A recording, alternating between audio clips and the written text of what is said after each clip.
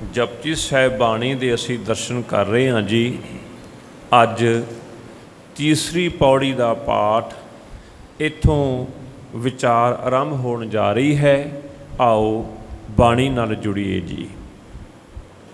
गावे को ताण होवे किसै ताण, गावे को दात जाने निशान। गावे को दात जाने निशान, गावे को दात जाने निशान। गावे को गुण वडियाइयां चार, गावे को विद्या विखम विचार। गावे को गुण वडियाइयां चार, गावे को विद्या विखम विचार। गावे को साज करी तनखे, गावे को जी ले फिर दे। गावे को साज करे तनखे, गावे को जी ले फिर दे। गावे को जापै दिसै दूर, गावे को वेखै हादरह दूर। गावे को जापै दिसै दूर, गावे को वेखै हादराह दूर। कथना कथी न आवे तोट, कथ कथ कथी कोटि कोट कोट। कथना कथी न आवे तोट, कथ कथ कथी कोटि कोट कोट। देंदा दे लैंदे थक पाहें, जुगा जुगंतर खाही खाहें। देंदा दे लैंदे थक पाहें, जुगा जुगंतर खाही खाहें। हुक्मी हुक्म चलाए राह, नानक विगसै वे परवाह। हुक्मी हुक्म चलाए राह, नानक विगसै वे परवाह। गुरु प्यारे गुरु सवारे सत संगी जनों, अकाल पुरख परमेश्वर वाहिगुरु जी ने फिर बख्शिश की है अपनी गोद विच बिठा के। सतगुरु सच्चे पातशाह जी ने अज का ये महान सत्संग सानू सारिਆਂ ਨੂੰ बख्शिश किया है। जिमें कि लड़ीवार जपजी साहिब जी की विचार चल रही है। आप जी लड़ीवार विचार दे विच आप जी ने 2 पौड़ियां की विचार सरवण की है। अज जपजी साहिब जी की तीजी पौड़ी मेरे मालक ने बख्शिश की है, जो कि विचार अधीन है, जिसका पाठ आप जी ने सत्कारयोग बीबा जी पासों बड़े प्यार नाल सरवण किया है। ये आपां सारे ही जानते हाँ कि इस पौड़ी दे विच सतगुरु धन गुरु नानक साहिब महाराज गाउण दा जिक्र कर रहे ने। ते कोई किसी ढंग नाल गा रहा है, कोई किसी ढंग नाल गायन कर रहा है। मैं बेनती करां कि गुरबाणी जीवन जाच है। गुरबाणी जो है वो जीवन जाच है। असी ये वेखना है कि कोई किवें गा रहा है वाहिगुरू परमेश्वर दीआं वडियाइयां नूं, कोई किवें गायन कर रहा है। असी स्वै पड़चोल करनी है कि असी भी गा रहे हैं, उन्हां गाउण वालियां विच असी शामिल हैगे आ कि नहीं हैगे आ।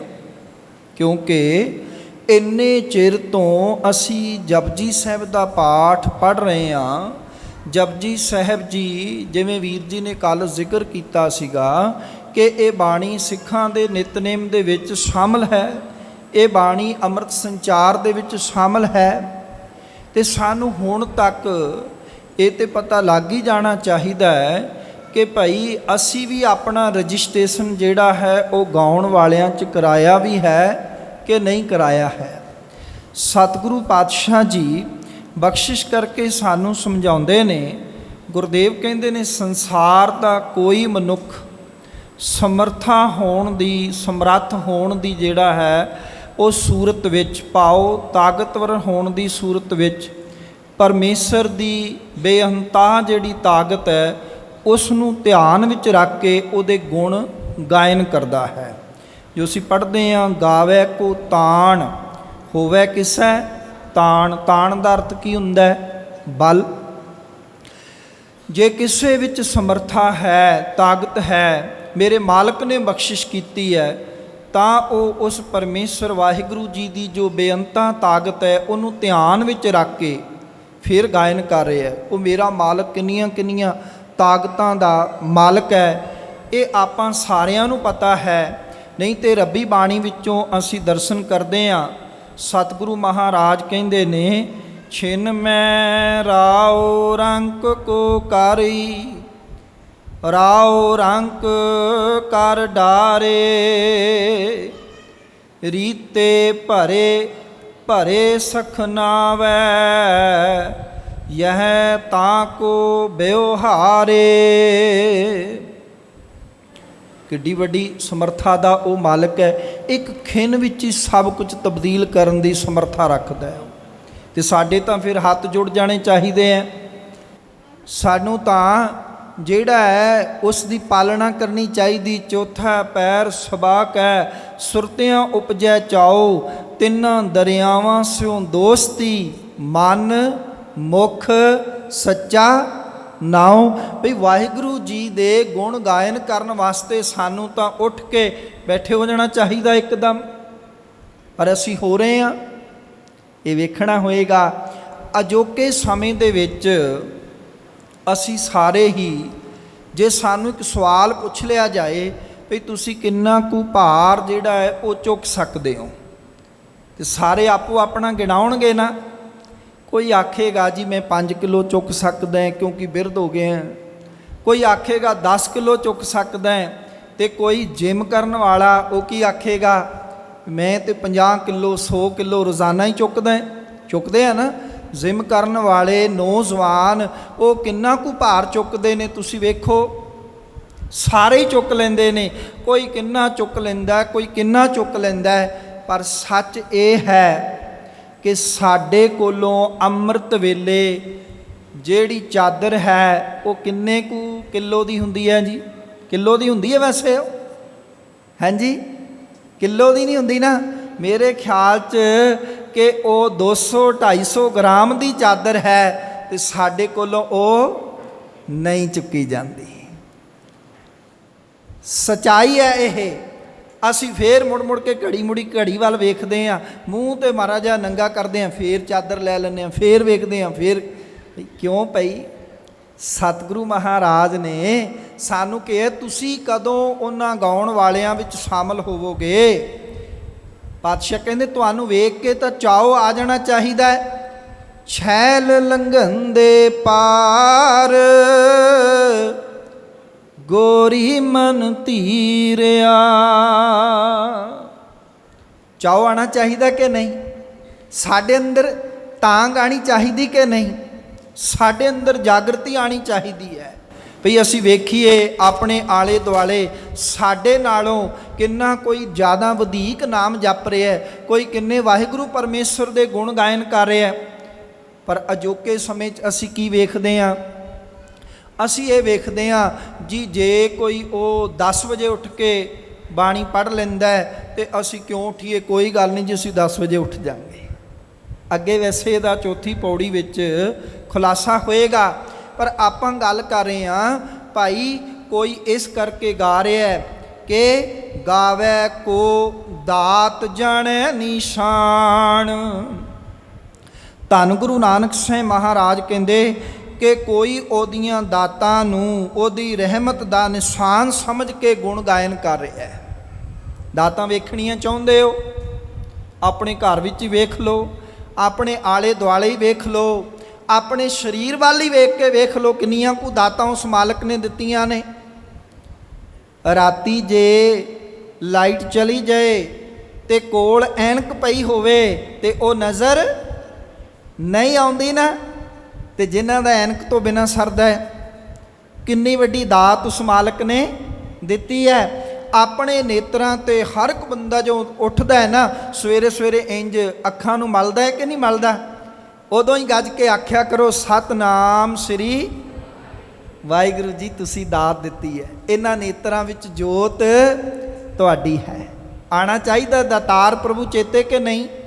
ਉਹ ਦਾਤ ਦੇਣ ਵਾਲਾ ਚੇਤੇ ਆਉਣਾ ਚਾਹੀਦਾ ਕਿ ਨਹੀਂ? ਬੇਅੰਤ ਦਾਤਾਂ ਨੇ ਸਾਡੇ ਕੋਲ, ਪਰ ਸਾਡੀ ਫਿਦਰਤ ਕੀ ਬਣ ਗਈ ਹੈ? ਦਾਤ ਪਿਆਰੀ ਵਿਸਰਿਆ ਦਾਤਾਰਾ। ਸਾਨੂੰ ਦਾਤ ਚੰਗੀ ਲੱਗ ਰਹੀ ਹੈ, ਨੇਤਰ ਸਾਰਿਆਂ ਨੂੰ ਚੰਗੇ ਲੱਗ ਰਹੇ ਨੇ, ਕਿਸ ਨੂੰ ਮਾੜੇ ਲੱਗ ਰਹੇ ਨੇ, ਪਰ ਦਾਤਾਰ ਪ੍ਰਭੂ ਉਹ ਇਹਨਾਂ ਵਿੱਚ ਜੋਤ ਪਾਉਣ ਵਾਲਾ ਉਹ ਵਿਸਰ ਗਿਆ। ਪਾਤਸ਼ਾਹ ਕਹਿੰਦੇ ਘੱਟੋ ਘੱਟ ਉਹ ਬੰਦਿਆ ਚੇਤੇ ਰੱਖ, ਉਹਦੀ ਰਹਿਮਤ ਦਾ ਨਿਸ਼ਾਨ ਸਮਝ ਕੇ ਹੀ ਤੂੰ ਗਾ ਲੈਂਦਾ। ਗਾਵੇ ਕੋਈ ਗਾ ਰਹੇ ਨੇ, ਕਈ ਗਾ ਰਹੇ ਨੇ, ਪਰ ਤੂੰ ਗਾ ਰਿਹਾ ਕਿ ਨਹੀਂ, ਇਹ ਤੂੰ ਆਪਣੇ ਆਪ ਨੂੰ ਪੁੱਛਣਾ। ਇਹ ਆਪਣੇ ਆਪ ਨੂੰ ਪੁੱਛਣਾ, ਇਹ ਆਪਣੇ ਸਰੀਰ ਨੂੰ ਪੁੱਛਣਾ। ਕਿਤੇ ਮੇਰੇ ਨਾਲ ਇਹ ਤੇ ਨਹੀਂ ਵਾਪਰ ਰਿਹਾ, ਸਾਚੀ ਲਿਵੈ ਬਿਨ ਇਹ ਸਰੀਰਾ ਮੇਰਿਆ, ਇਸ ਜਗ ਮੈਂ ਆਏ ਕੈ ਕਿਆ ਤੁਧ ਕਰਮ ਕਿ ਕਰਮ ਕਮਾਇਆ। ਪਾਤਸ਼ਾਹ ਕਹਿੰਦੇ ਪੁੱਛਿਆ ਇਹ ਸਵਾਲ, ਆਪਣੇ ਆਪ ਨੂੰ ਪੁੱਛਿਆ, ਆਪਣੇ ਮਨ ਨੂੰ ਪੁੱਛਿਆ। ਮੇਰੇ ਕੋਲ ਦਾਤਾਂ ਦਾ ਕੋਈ ਘਾਟਾ ਨਹੀਂ ਹੈ, ਤੇਰਾ ਦਿੱਤਾ ਹੋਇਆ ਘਰ ਵੀ ਹੈ, ਧੀਆਂ ਪੁੱਤਰ ਨੇ, ਔਲਾਦ ਹੈ, ਸੰਤਾਨ ਹੈ, ਬੜਾ ਕੁਝ ਹੈ, ਪਰ ਮੇਰੇ ਮਾਲਕਾ ਮੈਂ ਤੇਰੇ ਗਾਉਣ ਵਾਲਿਆਂ ਵਿੱਚ ਆਪਣਾ ਨਾਂ ਕਦੋਂ ਦਰਜ ਕਰਾਵਾਂਗਾ? ਇਹ ਨਹੀਂ ਹੋ ਸਕਿਆ। ਸਤਿਗੁਰੂ ਪਾਤਸ਼ਾਹ ਕਹਿੰਦੇ ਇੱਥੇ ਹੀ ਵਸ ਨਹੀਂ, ਗਾਵੇ ਕੋ ਗੁਣ ਵਡਿਆਈਆਂ ਚਾਰ। ਚਾਰ ਦਾ ਸਰੂਪ ਤੁਸੀਂ ਵੇਖ ਰਹੇ ਹੋ, ਰਾਰਾ ਮੁਕਤਾ ਹੈ। ਜਦੋਂ ਇਸ ਸਰੂਪ ਵਿੱਚ ਇਹ ਆਏਗਾ ਤੇ ਇਸ ਦਾ ਅਰਥ ਹੋਏਗਾ ਵਾਹਿਗੁਰੂ ਪਰਮੇਸ਼ਰ ਦੀਆਂ ਸੁੰਦਰ ਵਡਿਆਈਆਂ। ਇਹ ਗਿਣਤੀਵਾਚਕ ਚਾਰ ਨਹੀਂ ਹੈਗਾ। ਇੱਕ ਹਿੰਦੀ ਦੀ ਕਵਿਤਾ ਆਪ ਜੀ ਨੇ ਬਚਪਨ ਵਿੱਚ ਪੜ੍ਹੀ ਹੋਏਗੀ, ਚਾਰੂ ਚੰਚਲ ਕੀ ਸੁੰਦਰ ਕਿਰਨੇ। ਇਹ ਸ਼ਬਦ ਚਾਰੂ ਤੋਂ ਲਿਆ ਗਿਆ ਹੈ, ਉਹਦਾ ਅਰਥ ਹੁੰਦਾ ਹੈ ਸੁੰਦਰ। ਪਾਤਸ਼ਾਹ ਕਹਿੰਦੇ ਨੇ ਕੋਈ ਮਨੁੱਖ ਰੱਬ ਦੇ ਸੋਹਣੇ ਗੁਣ ਤੇ ਸੋਹਣੀਆਂ ਵਡਿਆਈਆਂ ਦਾ ਵਰਣਨ ਕਰਦਾ ਹੈ, ਉਹਦੇ ਸਾਰੇ ਹੀ ਗੁਣ ਸੋਹਣੇ ਨੇ।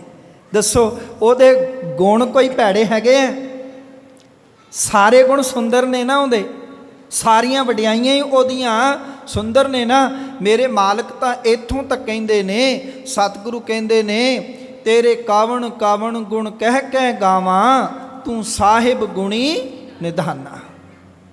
ਤੁਮਰੀ ਮਹਿਮਾ ਬਰਨ ਨਾ ਸਾਕੋ, ਤੂੰ ਠਾਕੁਰ ਊਚ ਭਗਵਾਨਾ। ਇਹ ਹੁਣ ਸਾਨੂੰ ਵੇਖਣਾ ਹੈ, ਇਹ ਅਸਾਂ ਵੇਖਣਾ ਹੈ ਕਿ ਭਈ ਸਾਡੇ ਗੁਣ ਸੁੰਦਰ ਹਨ ਜਾਂ ਫਿਰ ਅਸੀਂ ਜਿਹੜਾ ਹੈ ਉਹ ਵਿਆਕਰਣ ਵਿੱਚ ਇੱਕ ਵੀਰ ਜੀ ਪੜ੍ਹਾਉਂਦੇ ਹੁੰਦੇ ਸੀ ਵਿਸ਼ੇਸ਼ਣ। ਵਿਸ਼ੇਸ਼ਣ ਜਾਣਦੇ ਹੋ ਨਾ ਕੀ ਹੁੰਦਾ? ਉਹ ਭਾਵੇਂ ਭੈੜਾ ਹੋਵੇ ਤੇ ਭਾਵੇਂ ਚੰਗਾ ਹੋਵੇ, ਉਹ ਵਿਸ਼ੇਸ਼ਣ ਹੀ ਹੁੰਦਾ। ਸਾਡੇ ਅਵਗੁਣ ਵੀ ਹੋਣ ਤਾਂ ਵੀ ਮੇਰੇ ਵਰਗਾ ਕਹਿੰਦਾ ਨਹੀਂ ਜੀ ਮੇਰੇ ਵਿੱਚ ਤਾਂ ਇਹ ਖੂਬੀਆਂ ਨੇ, ਮੇਰੇ ਵਿੱਚ ਤਾਂ ਇਹ ਖੂਬੀਆਂ ਨੇ, ਇਹ ਗੁਣ ਨੇ। ਅਸੀਂ ਆਪਣੇ ਅਵਗੁਣਾਂ ਨੂੰ ਵੀ ਗੁਣਾਂ ਵਿੱਚ ਤਬਦੀਲ ਕਰੀ ਜਾ ਰਹੇ ਹਾਂ। ਉਹ ਪਰਮੇਸ਼ਰ ਵਾਹਿਗੁਰੂ ਜੀ ਦੇ ਵਿੱਚ ਗੁਣ ਹੀ ਗੁਣ ਨੇ। ਪਾਤਸ਼ਾਹ ਕਹਿੰਦੇ ਨੇ ਕਿ ਕਈ ਮਨੁੱਖ ਉਹਦੇ ਸੁੰਦਰ ਵਡਿਆਈਆਂ ਨੂੰ ਜਿਹੜਾ ਉਹ ਗਾਇਨ ਕਰ ਰਹੇ ਨੇ। ਸਤਿਗੁਰੂ ਕਹਿੰਦੇ ਨੇ ਤੁਸੀਂ ਗਾਇਨ ਕਰਨੀਆਂ ਸ਼ੁਰੂ ਕੀਤੀਆਂ ਕਿ ਨਹੀਂ, ਇਹ ਤੁਸੀਂ ਵੇਖਣਾ ਹੈ, ਇਹ ਅਸੀਂ ਪੜ੍ਹਨ ਵਾਲਿਆਂ ਨੇ ਵੇਖਣਾ ਹੈ। ਗੁਰਦੇਵ ਕਹਿੰਦੇ ਨੇ ਗਾਵੇ ਕੋ ਵਿਦਿਆ ਵਿਖਮ ਵਿਚਾਰ। ਕਈ ਮਨੁੱਖ ਵਿਦਿਆ ਦੇ ਬਲ ਨਾਲ, ਵਿਦਿਆ ਦੀ ਤਾਕਤ ਨਾਲ, ਕਹਿ ਲਈਏ ਵਿਦਿਆ ਦੇ ਹੁਨਰ ਦੇ ਨਾਲ ਅਕਾਲ ਪੁਰਖ ਦੇ ਕਠਿਨ ਗਿਆਨ ਨੂੰ ਗਾਉਂਦੇ ਨੇ ਜਾਂ ਗਾਉਂਦਾ ਹੈ। ਭਾਵ ਸ਼ਾਸਤਰ ਆਦਿਕ ਦੁਆਰਾ ਆਤਮਿਕ ਫਿਲਾਸਫੀ ਦੇ ਔਖੇ ਵਿਸ਼ਿਆਂ ਤੇ ਜਿਹੜਾ ਹੈ ਉਹ ਵਿਚਾਰ ਕਰ ਰਹੇ ਨੇ। ਸਤਿਗੁਰੂ ਕਹਿੰਦੇ ਨੇ ਗਾਵੇ ਕੋ ਸਾਜ ਕਰੇ ਤਨਖੇ। ਕਈ ਮਨੁੱਖ ਜਾਂ ਕੋਈ ਮਨੁੱਖ ਜਿਹੜਾ ਹੈ ਉਸ ਨੂੰ ਗਾ ਰਿਹਾ। ਕਿਵੇਂ ਗਾ ਰਿਹਾ? ਕੋਈ ਸੋਚ ਰਿਹਾ ਕਿ ਮੇਰੇ ਮਾਲਕ ਜੀਓ। ਕੋਈ ਮਨੁੱਖ ਇਉਂ ਗਾਉਂਦਾ ਹੈ ਕਿ ਅਕਾਲ ਪੁਰਖ ਸਰੀਰ ਨੂੰ ਸਾਜ ਕੇ ਬਣਾ ਕੇ, ਆਖਰ ਉਹ ਨਹੀਂ ਸਾਜਿਆ ਨਾ, ਜੀਓ ਪਾਏ ਪਿੰਡ ਜਿਨ ਸਾਜਿਆ ਦਿੱਤਾ ਪਹਿਨਣ। ਕੋਈ ਸਵੇਰੇ ਹੀ ਚੇਤੇ ਰੱਖਦਾ ਮੇਰੇ ਮਾਲਕਾ ਮੇਰੀ ਕੀ ਪਾਇਆ, ਇਹ ਸਰੀਰ ਦੀ ਕਦੋਂ ਫੂਕ ਨਿਕਲ ਜਾਏ, ਕਦੋਂ ਹਵਾ ਨਿਕਲ ਜਾਏ, ਕਿਸ ਪਲ ਪਤਾ ਨਹੀਂ। ਅਗਲਾ ਸਵਾਸ ਆਉਣਾ ਵੀ ਹੈ। ਹਮ ਆਦਮੀ ਹਾਂ ਇੱਕਦਮੀ। ਅਸੀਂ ਤੇ ਆਦਮੀ ਹੀ ਤਾਂ ਜੇ ਦਮ ਆਉਂਦਾ, ਤੇ ਜੇ ਦਮ ਨਾ ਆਵੇ ਤੇ ਕੋਈ ਆਦਮੀ ਕਹਿੰਦਾ ਲੋਕੀ ਕਹਿੰਦੇ ਨੇ ਡੈੱਡ ਬੋਡੀ ਪਈ ਹੈ, ਲੋਥ ਪਈ ਹੈ। ਗੁਰਦੇਵ ਪਾਤਸ਼ਾਹ ਕਹਿੰਦੇ ਨੇ ਭਾਈ ਕੋਈ ਮਨੁੱਖ ਇਉਂ ਗਾਉਂਦਾ ਹੈ ਕਿ ਅਕਾਲ ਪੁਰਖ ਸਰੀਰ ਨੂੰ ਜਿਹੜਾ ਹੈ ਉਹ ਸਾਜ ਰਿਹਾ, ਸਰੀਰ ਨੂੰ ਬਣਾ ਰਿਹਾ, ਪਾਓ ਅਕਾਲ ਪੁਰਖ ਸਰੀਰ ਨੂੰ ਸੁਆਹ ਕਰ ਦਿੰਦਾ, ਸਾਜ ਕਰੇ ਤਨ ਖੇ ਮਿੱਟੀ ਬਣਾ ਦਿੰਦਾ।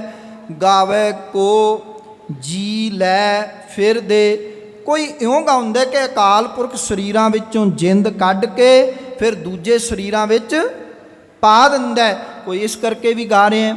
ਗੁਰਦੇਵ ਕਹਿੰਦੇ ਨੇ ਗਾਵੇ ਕੋ ਜਾਪੈ ਦਿਸੈ ਦੂਰ, ਕੋਈ ਇਸ ਕਰਕੇ ਗਾ ਰਿਹਾ ਹੈ ਕਿ ਉਹ ਪਰਮਾਤਮਾ ਵਾਹਿਗੁਰੂ ਅਕਾਲ ਪੁਰਖ ਦੂਰ ਜਾਪਦਾ ਹੈ, ਕੋਈ ਇਸ ਕਰਕੇ ਗਾਇਨ ਕਰ ਰਿਹਾ ਹੈ। ਪਰ ਗੁਰਦੇਵ ਕਹਿੰਦੇ ਨੇ ਗਾਵੇ ਕੋ ਵੇਖੈ ਹਾਦਰਾ ਹਦੂਰ, ਪਾਤਸ਼ਾਹ ਕਹਿੰਦੇ ਕੋਈ ਉਸ ਨੂੰ ਹਾਜ਼ਰ ਨਾਜ਼ਰ ਵੀ ਨੇੜੇ ਹੈ, ਹਰ ਵੇਲੇ ਹੈ, ਸਭ ਥਾਈਂ ਹਾਜ਼ਰ ਨਾਜ਼ਰ ਹੈ, ਕੋਈ ਇਸ ਕਰਕੇ ਉਸ ਨੂੰ ਗਾਇਨ ਕਰ ਰਿਹਾ ਹੈ। ਅਸੀਂ ਕਿਸ ਕੈਟਾਗਰੀ ਵਿੱਚ ਹਾਂ, ਇਹ ਸਵੈ ਪੜਚੋਲ ਕਰਨੀ ਹੈ। ਅਸੀਂ ਦੂਰ ਜਾਣ ਰਹੇ ਹਾਂ ਕਿ ਨੇੜੇ ਜਾਣ ਰਹੇ ਹਾਂ। ਵੈਸੇ ਤਾਂ ਯਾਦ ਰੱਖਣਾ ਕਿ ਉਹ ਪ੍ਰਮਾਤਮਾ ਭਗਤ ਰਵਿਦਾਸ ਜੀ ਕੀ ਕਹਿੰਦੇ ਨੇ, ਕਹੋ ਰਵਿਦਾਸ ਹਾਥ ਪੈ ਉਹ ਬੜਾ ਨੇੜੇ ਹੈ, ਜਿੰਨਾ ਨੇੜੇ ਰੱਬ ਹੈ ਇੰਨਾ ਕੋਈ ਹੈ ਹੀ ਨਹੀਂ ਹੈ। ਬਸ ਇਹ ਗੱਲ ਵੱਖਰੀ ਹੈ ਕਿ ਸਾਡੇ ਕੋਲ ਉਸ ਰੱਬ ਨੂੰ ਵੇਖਣ ਵਾਲੀ ਅੱਖ ਬੁੱਲਿਆਂ ਰੱਬ ਤੇ ਤੋਂ ਵੱਖ ਨਹੀਂ, ਪਰ ਦੇਖਣ ਵਾਲੀ ਤੇਰੇ ਕੋਲ ਅੱਖ ਨਹੀਂ। ਸਤਿਗੁਰੂ ਪਾਤਸ਼ਾਹ ਕਹਿੰਦੇ ਨੇ ਭਾਈ ਕਥਨ ਕਥੀ ਨ ਆਵੈ ਟੋਟ, ਕਥ ਕਥ ਕਥੀ ਕੋਟੀ ਕੋਟ ਕੋਟ, ਕਰੋੜਾਂ ਹੀ ਜੀਵਾਂ ਨੇ ਬੇਅੰਤ ਵਾਰੀ ਅਕਾਲ ਪੁਰਖ ਦੇ ਹੁਕਮ ਦਾ ਵਰਣਨ ਕੀਤਾ ਹੈ, ਉਹਦੀ ਕਹਾਣੀ ਵਰਣਨ ਕੀਤੀ ਹੈ, ਪਰ ਹੁਕਮ ਦੇ ਵਰਣਨ ਕਰਨ ਦੀ ਤੋਟ ਨਹੀਂ ਆਈ ਹੈ। ਭਾਵ ਵਰਣਨ ਕਰਕੇ ਹੁਕਮ ਦਾ ਅੰਤ ਨਹੀਂ ਪਾਇਆ ਜਾ ਸਕਦਾ। ਗੁਰਦੇਵ ਪਾਤਸ਼ਾਹ ਕਹਿੰਦੇ ਨੇ ਇਹਨੂੰ ਹੁਣ ਜਿਵੇਂ ਲਿਖਿਆ ਐਵੇਂ ਪੜ੍ਹੀਏ। ਬਹੁਤ ਸਾਰੇ ਲੋਕ ਬਹਿਸ ਕਰਦੇ ਨੇ ਵੀ ਤੁਸੀਂ ਬਿੰਦੀਆਂ ਲਵਾ ਕੇ ਪਾਠ ਕਰਦੇ ਹੋ, ਐਵੇਂ ਕਰਦੇ ਹੋ। 1 ਮਿੰਟ ਵਾਸਤੇ ਜਿਵੇਂ ਲਿਖਿਆ ਐਵੇਂ ਪੜ੍ਹੀਏ ਆਪਾਂ, ਨੌਜਵਾਨ ਵਰਗ ਸਹਿਮਤ ਹੋਏਗਾ ਉਹਦੇ ਨਾਲ। ਸਾਫ ਹੀ ਦੇਖੋ, ਦੇਦਾ ਦੇ ਲੈਦੇ ਥੱਕ ਪਾਏ। ਫਿਰ ਤੇ ਸਾਨੂੰ ਜਿਹੜਾ ਹੈ ਇਹ ਬੱਚੇ ਕੱਲ ਨੂੰ ਸਵਾਲ ਕਰਨਗੇ ਵੀ ਇਹ ਕੀ ਮਤਲਬ ਹੋ ਗਿਆ। ਪਰ ਜੇ ਅਸੀਂ ਪੜਾਂਗੇ ਦਿੰਦਾ ਦੇ ਲੈਂਦੇ ਥੱਕ ਪਾਹੇ, ਜੁਗਾਂ ਜੁਗੰਤਰ ਖਾਹੀ ਖਾਏ, ਫਿਰ ਇੱਕਦਮ ਹੀ ਸਮਝ ਆ ਜਾਂਦੀ ਹੈ ਕਿ ਦਾਤਾਰ ਅਕਾਲ ਪੁਰਖ ਵਾਹਿਗੁਰੂ ਸਭ ਜੀਵਾਂ ਨੂੰ ਰਿਜ਼ਕ ਦੇ ਰਿਹਾ ਹੈ। ਉਹਦੇ ਭੰਡਾਰੇ ਨਹੀਂ ਮੁੱਕੇ, ਉਹ ਲਗਾਤਾਰ ਵੰਡੀ ਜਾ ਰਿਹਾ। ਉਸੇ ਤਰ੍ਹਾਂ ਉਹਦੇ ਨਿਯਮ ਦੇ ਵਿੱਚ ਕੋਈ ਬਦਲਾਅ ਨਹੀਂ ਆਇਆ। ਕੋਈ ਆਇਆ ਨਹੀਂ, ਸਗੋਂ ਗੁਰਦੇਵ ਪਾਤਸ਼ਾਹ ਕਹਿੰਦੇ ਨੇ ਉਂਝ ਹੀ ਰਿਜ਼ਕ ਦੇ ਰਿਹਾ, ਸਿਰ ਸਿਰ ਰਿਜ਼ਕ ਸੰਭਾਹੇ ਠਾਕੁਰ। ਗੁਰਦੇਵ ਕਹਿੰਦੇ ਨੇ ਪਰ ਜੀਵ ਲੈ ਲੈ ਕੇ ਥੱਕ ਗਏ ਨੇ। ਵਾਕਈ ਥੱਕ ਗਏ ਆ ਕਿ ਨਹੀਂ? ਥੱਕ ਗਏ ਆ ਕਿ ਨਹੀਂ? ਸੱਚੀ ਦੱਸੋ। ਬੜਾ ਮੁਸ਼ਕਿਲ ਹੈ ਇਹ ਗੱਲ ਕਹਿਣਾ ਹੈ। ਅੰਦਰੋਂ ਅਸੀਂ ਸਾਰੇ ਹੀ ਮੇਰੇ ਸਮੇਤ ਉੱਥੇ ਹੀ ਖਲੋਤੇ ਹੋਏ ਹਾਂ, ਅੰਦਰੋਂ ਅਸੀਂ ਉੱਥੇ ਹੀ ਖਲੋਤੇ ਹੋਏ ਹਾਂ। ਪਾਤਸ਼ਾਹ ਕਹਿੰਦੇ ਨਹੀਂ ਭਾਈ, ਉਸ ਮਾਲਕ ਵਾਹਿਗੁਰੂ ਜੀ ਦਾ ਜਿੰਨਾ ਵੀ ਸ਼ੁਕਰਾਨਾ ਕਰੀਏ ਥੋੜ੍ਹਾ, ਉਹਦਾ ਕਰਜ਼ਾ ਨਹੀਂ ਉਤਰਨਾ। ਨਹੀਂ ਨਹੀਂ ਨਹੀਂ, ਉਹ ਸਾਨੂੰ ਹੀ ਥੋੜ੍ਹਾ ਦੇ ਰਿਹਾ। ਉਹਨੇ ਪਤਾ ਨਹੀਂ ਸਾਡੀਆਂ ਪਿਛਲੀਆਂ ਕਿੰਨੀਆਂ ਪੀੜ੍ਹੀਆਂ ਨੂੰ ਕਦੋਂ ਤੋਂ ਮਾਲਕ ਸਾਨੂੰ ਦੇ ਹੀ ਜਾ ਰਿਹਾ। ਜੁਗਾਂ ਜੁਗੰਤਰ ਖਾਹੀ ਖਾਏ। ਮੇਰੇ ਪਾਤਸ਼ਾਹ ਕਹਿੰਦੇ ਨੇ ਉਹ ਭਲਿਆ ਕੇਵਲ ਤੈਨੂੰ ਨਹੀਂ ਉਸ ਮਾਲਕ ਨੇ ਦਿੱਤਾ ਹੈਗਾ, ਉਹ ਤਾਂ ਸਭ ਜੀਵਾਂ ਦੇ ਉੱਤੇ ਰਹਿਮਤ ਐਡੀ ਵੱਡੀ ਕਰਦਾ ਹੈ ਕਿ ਸਾਰੇ ਜੀਵ ਜਿਹੜੇ ਨੇ ਉਹ ਕਦੋਂ ਤੋਂ ਦਾਤਾਂ ਲੈ ਕੇ ਖਾਈ ਚਲੀ ਆ ਰਹੇ ਨੇ। ਇਹ ਅਹਿਸਾਸ ਕਰਨਾ ਹੈ ਕਿ ਮਾਲਕ ਦਾ ਸ਼ੁਕਰਾਨਾ ਕਰੀਏ, ਉਹਦਾ ਧੰਨਵਾਦ ਕਰੀਏ। ਸਤਿਗੁਰੂ ਪਾਤਸ਼ਾਹ ਕਹਿੰਦੇ ਨੇ ਹੁਕਮੀ ਹੁਕਮ ਚਲਾਏ ਰਾਹ, ਇਹਨੂੰ ਰਾਹੋਂ ਨਹੀਂ ਪੜ੍ਹਨਾ ਹੈਗਾ। ਨਾਨਕ ਵਿਗਸੈ ਵੇ ਪ੍ਰਵਾਹ, ਇਹਨੂੰ ਵੇ ਪ੍ਰਵਾਹ ਕਈ ਪੜ੍ਹ ਜਾਂਦੇ ਨੇ। ਬੀਬਾ ਜੀ ਨੇ ਬਿਲਕੁਲ ਦਰੁਸਤ ਪਾਠ ਕੀਤਾ, ਵੇ ਪ੍ਰਵਾਹ ਪੜ੍ਹਨਾ ਹੈ। ਹੁਕਮ ਵਾਲੇ ਰੱਬ ਦਾ ਹੁਕਮ ਹੀ ਸੰਸਾਰ ਦੀ ਕਾਰ ਨੂੰ ਚਲਾ ਰਿਹਾ ਹੈ। ਗੁਰਦੇਵ ਪਾਤਸ਼ਾਹ ਕਹਿੰਦੇ ਹੇ ਨਾਨਕ ਉਹ ਨਿਰੰਕਾਰ ਸਦਾ ਵੇ ਪ੍ਰਵਾਹ ਤੇ ਪ੍ਰਸੰਨ ਹੈ। ਤੇ ਮੇਰੇ ਮਾਲਕ ਕਹਿੰਦੇ ਨੇ ਉਹ ਵਿਗਸ ਰਿਹਾ, ਉਹ ਖੇੜੇ ਮੱਥੇ ਰਹਿੰਦਾ 24 ਘੰਟੇ। ਸਿੱਧੇ ਜੇ ਅਰਥ ਆਪਾਂ ਕਰੀਏ ਉਹ ਖੁਸ਼ ਰਹਿੰਦਾ। ਤੇ ਯਾਦ ਰੱਖਣਾ, ਮੈਂ ਅਖੀਰਲੀ ਗੱਲ ਕਹਿ ਕੇ ਵੀਰ ਜੀ ਵੱਲ ਇਸ਼ਾਰਾ ਕਰ ਰਿਹਾ ਵਾਂ, ਉਹ ਬੇਪਰਵਾਹ ਹੈ। ਉਹ ਕੀ ਨਹੀਂ ਹੈ? ਲਾਪਰਵਾਹ ਨਹੀਂ ਹੈ। ਰੱਬ ਜੀ ਕੀ ਨੇ? ਬੇਪਰਵਾਹ ਨੇ, ਪਰ ਉਹ ਲਾਪਰਵਾਹ ਨਹੀਂ ਹੈ। ਹੁਣ ਮੈਂ ਮਾਫੀ ਮੰਗ ਕੇ ਕਹਾਂਗਾ, ਮੇਰੇ ਵਰਗੇ ਜਿਹੜੇ ਨੇ ਉਹ ਲਾਪਰਵਾਹ ਹੋ ਗਏ। ਅਸੀਂ ਰੱਬ ਜੀ ਦੇ ਗੁਣ ਗਾਇਨ ਕਰਨ ਵਿੱਚ, ਰੱਬ ਜੀ ਦਾ ਸ਼ੁਕਰਾਨਾ ਕਰਨ ਵਿੱਚ ਅਸੀਂ ਲਾਪਰਵਾਹ ਹੋ ਗਏ ਹਾਂ। ਅਸੀਂ ਲਾਪਰਵਾਹ ਨਾ ਹੋਈਏ। ਇਹ ਵਿਚਾਰ ਬਾਰ-ਬਾਰ ਕਰਨ ਦਾ, ਸੁਣਨ ਦਾ ਤਦੇ ਫਾਇਦਾ ਹੈ ਜੇ ਅਸੀਂ ਆਪਣੀ ਜ਼ਿੰਮੇਵਾਰੀ ਨਾਲ ਜਿਹੜਾ ਹੈ ਉਹ ਉੱਠ ਕੇ ਆਪ ਵੀ ਜਪੀਏ ਤੇ ਦੂਜਿਆਂ ਨੂੰ ਵੀ ਜਪਾਈਏ। ਜਨ ਨਾਨਕ ਧੂੜ ਮੰਗੈ ਤਿਸ ਗੁਰ ਸਿੱਖੀ, ਜੋ ਆਪ ਜਪੈ ਅਵਰਹ ਨਾਮ ਜਪਾਵੇ। ਆਓ ਸਤਿਕਾਰਯੋਗ ਵੀਰ ਜੀ ਇਹਦੇ ਤੇ ਹੋਰ ਚਾਨਣ ਪਾਣਗੇ ਜੀ। ਹਾਂਜੀ, ਆਪ ਜੀ ਨੇ ਪਾਠ ਦੇ ਸਰੂਪ ਦੇ ਵੀ ਦਰਸ਼ਨ ਕੀਤੇ ਹਨ। ਵੀਰ ਜੀ ਨੇ ਸਾਂਝ ਪਾਈ ਹੈ ਵੀ 4 ਸ਼ਬਦ ਆਇਆ, ਇਹਦਾ ਅਰਥ ਹੈ ਸੁੰਦਰ। ਗਿਣਤੀ ਦਾ 4 ਨਹੀਂ ਹੈ। ਫਿਰ ਜਦੋਂ ਗਿਣਤੀ ਦਾ 4 ਆਏਗਾ ਉਦੋਂ ਕਿਵੇਂ ਲਿਖਿਆ ਜਾਏਗਾ? ਉਦੋਂ ਰਾਰੇ ਨੂੰ ਸਿਹਾਰੀ ਪਾਈ ਜਾਏਗੀ। 4 ਪਾਂਵ ਦੋਏ ਸਿੰਘ। ਜਦੋਂ ਗਿਣਤੀ ਦੇ 4 ਦੀ ਗੱਲ ਆਏਗੀ ਨਾ, ਉਦੋਂ ਰਾਰੇ ਨੂੰ ਕੀ ਆਏਗੀ? ਸਿਹਾਰੀ ਆਏਗੀ। ਇਸ ਕਰਕੇ ਇਹਦੇ ਅਰਥ ਗਿਣਤੀ ਦੇ 4 ਨਹੀਂ ਕੀਤੇ ਜਾ ਸਕਦੇ। ਇਹਦੇ ਵਿੱਚ ਹੀ ਉਦਾਹਰਨ ਮਿਲ ਜਾਏਗੀ, ਕਥਨਾ ਕਥੀ ਨਾ ਆਵੈ ਟੋਟ, ਕਥ ਕਥ ਕਥੀ ਕੋਟੀ ਕੋਟ। ਕੋਟ ਕੋਟ, ਦੇਖੋ ਕੋਟ ਦੇ ਟੈਂਕੇ ਨੂੰ ਵੀ ਸਿਹਾਰੀ ਆ, ਕਿਉਂਕਿ ਉਹ ਗਿਣਤੀ ਵਾਚਕ ਹੈ। ਉਹਦਾ ਅਰਥ ਹੈ ਕਰੋੜ। ਜੇ ਟੈਂਕੇ ਨੂੰ ਸਿਹਾਰੀ ਨਾ ਹੁੰਦੀ ਫਿਰ ਇਹਦੇ ਅਰਥ ਆਪਾਂ ਕਰੋੜ ਨਹੀਂ ਸੀ ਕਰ ਸਕਦੇ। ਗੁਰਬਾਣੀ ਵਿੱਚ ਇਹਦਾ ਲਿਖਤ ਰੂਪ ਜੇ 3 ਰੂਪਾਂ ਵਿੱਚ ਅਸੀਂ ਦੇਖਦੇ ਹਾਂ ਵੀ ਟੈਂਕਾ ਔਂਕੜ ਸਹਿਤ ਹੈ। ਉਹਦਾ ਅਰਥ ਹੈ ਕਿਲਾ। ਲੰਕਾ ਸਾ ਕੋਟ, ਸਮੁੰਦ ਸੀ ਖਾਈ। ਉਦੋਂ ਟੈਂਕੇ ਨੂੰ ਸਿਹਾਰੀ ਨਹੀਂ ਹੋ ਸਕਦੀ ਕਿਉਂਕਿ ਉਹਦਾ ਅਰਥ ਕਰੋੜ ਨਹੀਂ ਹੈ। ਉਹਦਾ ਅਰਥ ਹੈ ਕਿਲਾ। ਕੰਚਨ ਕੇ ਕੋਟ ਦੱਤ ਕਰੀ, ਸੋਨੇ ਦੇ ਕਿਲੇ।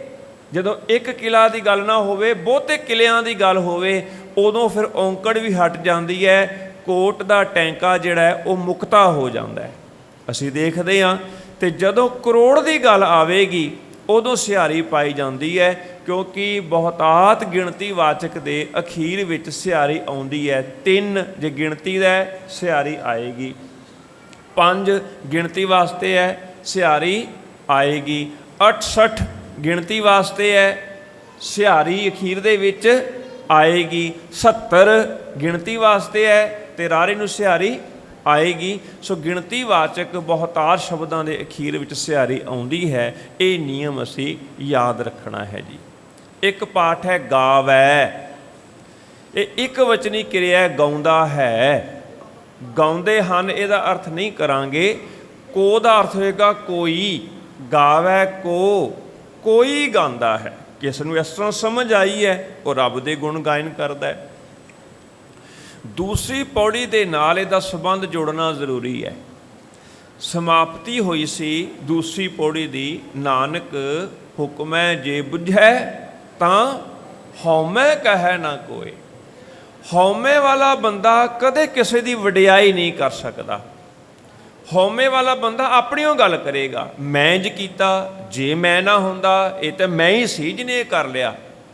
ਉਹ ਆਪਣੇ ਗੁਣ ਗਾਇਨ ਕਰਦਾ ਹੈ। ਪਰ ਜਦੋਂ ਹੁਕਮ ਨੂੰ ਬੁੱਝ ਲਿਆ, ਸਮਝ ਲਿਆ, ਉਹਨੂੰ ਇਹ ਗੱਲ ਸਮਝ ਆ ਗਈ, ਠੀਕ ਹੈ ਇੱਕ ਪਤੰਗ ਆਕਾਸ਼ ਵਿੱਚ ਉੱਡ ਰਹੀ ਹੈ, ਬੜੀ ਉੱਚੀ ਨਜ਼ਰ ਆ ਰਹੀ ਹੈ, ਲਹਿਰਾ ਰਹੀ ਹੈ, ਫਰਫਰਾ ਰਹੀ ਹੈ, ਪਰ ਉਡਾਉਣ ਵਾਲਾ ਕੌਣ ਹੈ? ਕੋਈ ਦੂਜਾ ਹੈ। ਜਦੋਂ ਸਮਝ ਆ ਜਾਏ ਕਿ ਪਤੰਗ ਨੂੰ ਤੇ ਹੰਕਾਰ ਨਹੀਂ ਕਰੇਗੀ, ਉਹ ਧੰਨਵਾਦ ਕਰੇਗੀ ਉਡਾਉਣ ਵਾਲੇ ਦਾ। ਇੱਕ ਹਾਰਮੋਨੀਅਮ ਹੈ, ਸਾਜ਼ ਹੈ, ਜਦੋਂ ਉਹ ਵੱਜਦਾ ਸਾਰੇ ਝੂਮ ਉੱਠਦੇ ਨੇ। ਹੁਣ ਉਹ ਸਾਜ਼ ਕਿਵੇਂ ਵੇਖਿਆ? ਸਾਰੇ ਝੂਮਣ ਲਾਤੇ ਨਾ, ਮੇਰੀ ਆਵਾਜ਼ ਇੰਨੀ ਮਿੱਠੀ ਹੈ। ਪਰ ਜੇ ਉਹ ਸਮਝ ਜਾਏ ਵੀ ਵਜਾਉਣ ਵਾਲਾ ਤਾਂ ਕੋਈ ਹੋਰ ਹੈ, ਇੱਥੇ ਵਾਜਾ ਭਾਵੇਂ 20 ਸਾਲ ਪਿਆਰੇ, ਇੱਕ ਧੁਨ ਨਹੀਂ ਨਿਕਲਣੀ ਉਹਦੇ ਵਿੱਚੋਂ। ਵਜਾਉਣ ਵਾਲਾ ਕੋਈ ਹੋਰ ਹੈ। ਜਦੋਂ ਉਹਨੂੰ ਸਮਝ ਆ ਜਾਏਗੀ, ਉਹ ਫਿਰ ਹੰਕਾਰ ਨਹੀਂ ਕਰੇਗਾ, ਉਹ ਧੰਨਵਾਦ ਕਰੇਗਾ ਵਜਾਉਣ ਵਾਲੇ ਦਾ। ਅਸੀਂ ਤੇ ਕਠਪੁਤਲੀ ਆ ਨਾ। ਕਠਪੁਤਲੀ ਚੰਗਿਆ ਢੰਗ ਦੇ ਨਾਲ ਪ੍ਰਦਰਸ਼ਨ ਕਰਦੀ ਹੈ, ਲੋਕ ਇਕੱਠੇ ਹੋ ਜਾਂਦੇ ਦੇਖਣ ਵਾਲੇ, ਤਾੜੀਆਂ ਮਾਰਦੇ ਬਾਅਦ ਵਿੱਚੋਂ ਕਿ ਬਹੁਤ ਵਧੀਆ ਇਹ ਦ੍ਰਿਸ਼ ਸਨ, ਬਹੁਤ ਵਧੀਆ ਪੇਸ਼ਕਾਰੀ ਸੀ। ਤੇ ਕਠਪੁਤਲੀ ਹੰਕਾਰ ਕਰੇ, ਵੇਖਿਆ ਸਾਰਿਆਂ ਨੂੰ ਮੰਤਰ ਮੁਗਧ ਕਰ ਦਿੱਤਾ ਨਾ, ਫਿਰ ਤੇ ਹੰਕਾਰੀ ਹੈ। ਪਰ ਜਦੋਂ ਉਹਨੂੰ ਸਮਝ ਆ ਗਈ ਬਈ ਮੇਰੀ ਡੋਰ ਤੇ ਕਿਸੇ ਹੋਰ ਦੇ ਹੱਥ ਵਿੱਚ ਸੀ, ਨਚਾਉਣ ਵਾਲਾ ਤੇ ਕੋਈ ਹੋਰ ਸੀ, ਫਿਰ ਉਹ ਹੰਕਾਰ ਨਹੀਂ ਕਰੇਗੀ। ਉਹ ਕੀ ਕਰੇਗੀ? ਧੰਨਵਾਦ ਕਰੇਗੀ, ਗੁਣ ਗਾਇਨ ਕਰੇਗਾ। ਇਸੇ ਤਰ੍ਹਾਂ ਹਜ਼ੂਰ ਕਹਿਣ ਲੱਗੇ ਉਹ ਜੀਵ ਗੁਣ ਗਾਇਨ ਕਰੇਗਾ ਜਦੋਂ ਉਹਨੂੰ ਪਤਾ ਲੱਗ ਜਾਏਗਾ ਕਾਠ ਕੀ ਪੁੱਤਰੀ ਕਾਹਾ ਕਰੈ ਬਪੁਰੀ। ਇਹ ਕਾਠ ਦੀ ਪੁੱਤਰੀ ਕੀ ਕਰ ਸਕਦੀ ਹੈ ਰੱਬਾ?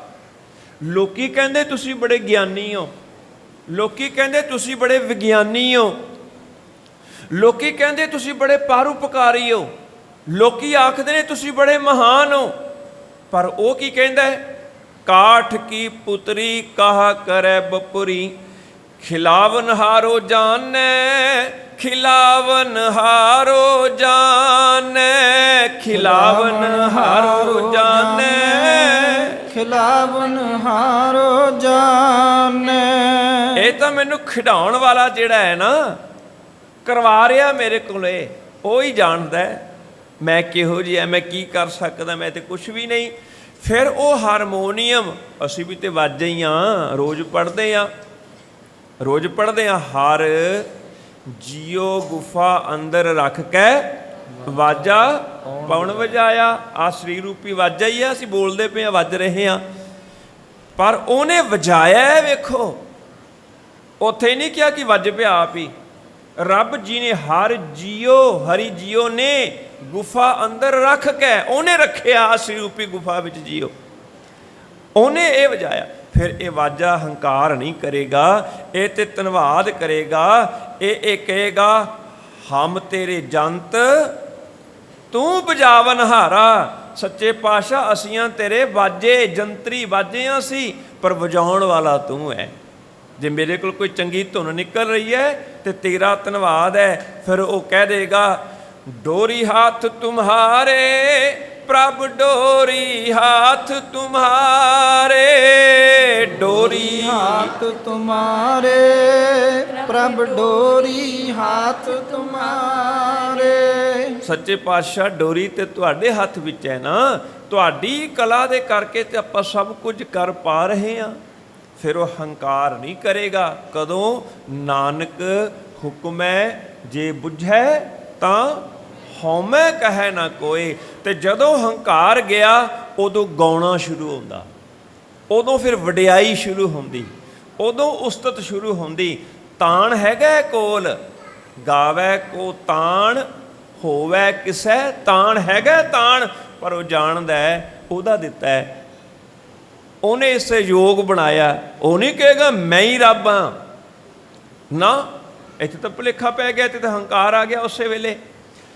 ਉਹ ਦੇਖਦਾ ਮੇਰੇ ਕੋਲ ਤਾਣ ਹੈ, ਕੁਝ ਬੋਲਣ ਦਾ, ਕੁਝ ਸੁਣਨ ਦਾ, ਕੁਝ ਕਰਨ ਦਾ, ਪਰ ਸੱਚੇ ਪਾਤਸ਼ਾਹ ਤੇਰਾ ਦਿੱਤਾ ਹੋਇਆ, ਤੂੰ ਸੋਮੈ। ਉਹ ਆਪਣੇ ਤਾਣ ਨੂੰ ਬੜਾ ਔਖਾ ਜੇ।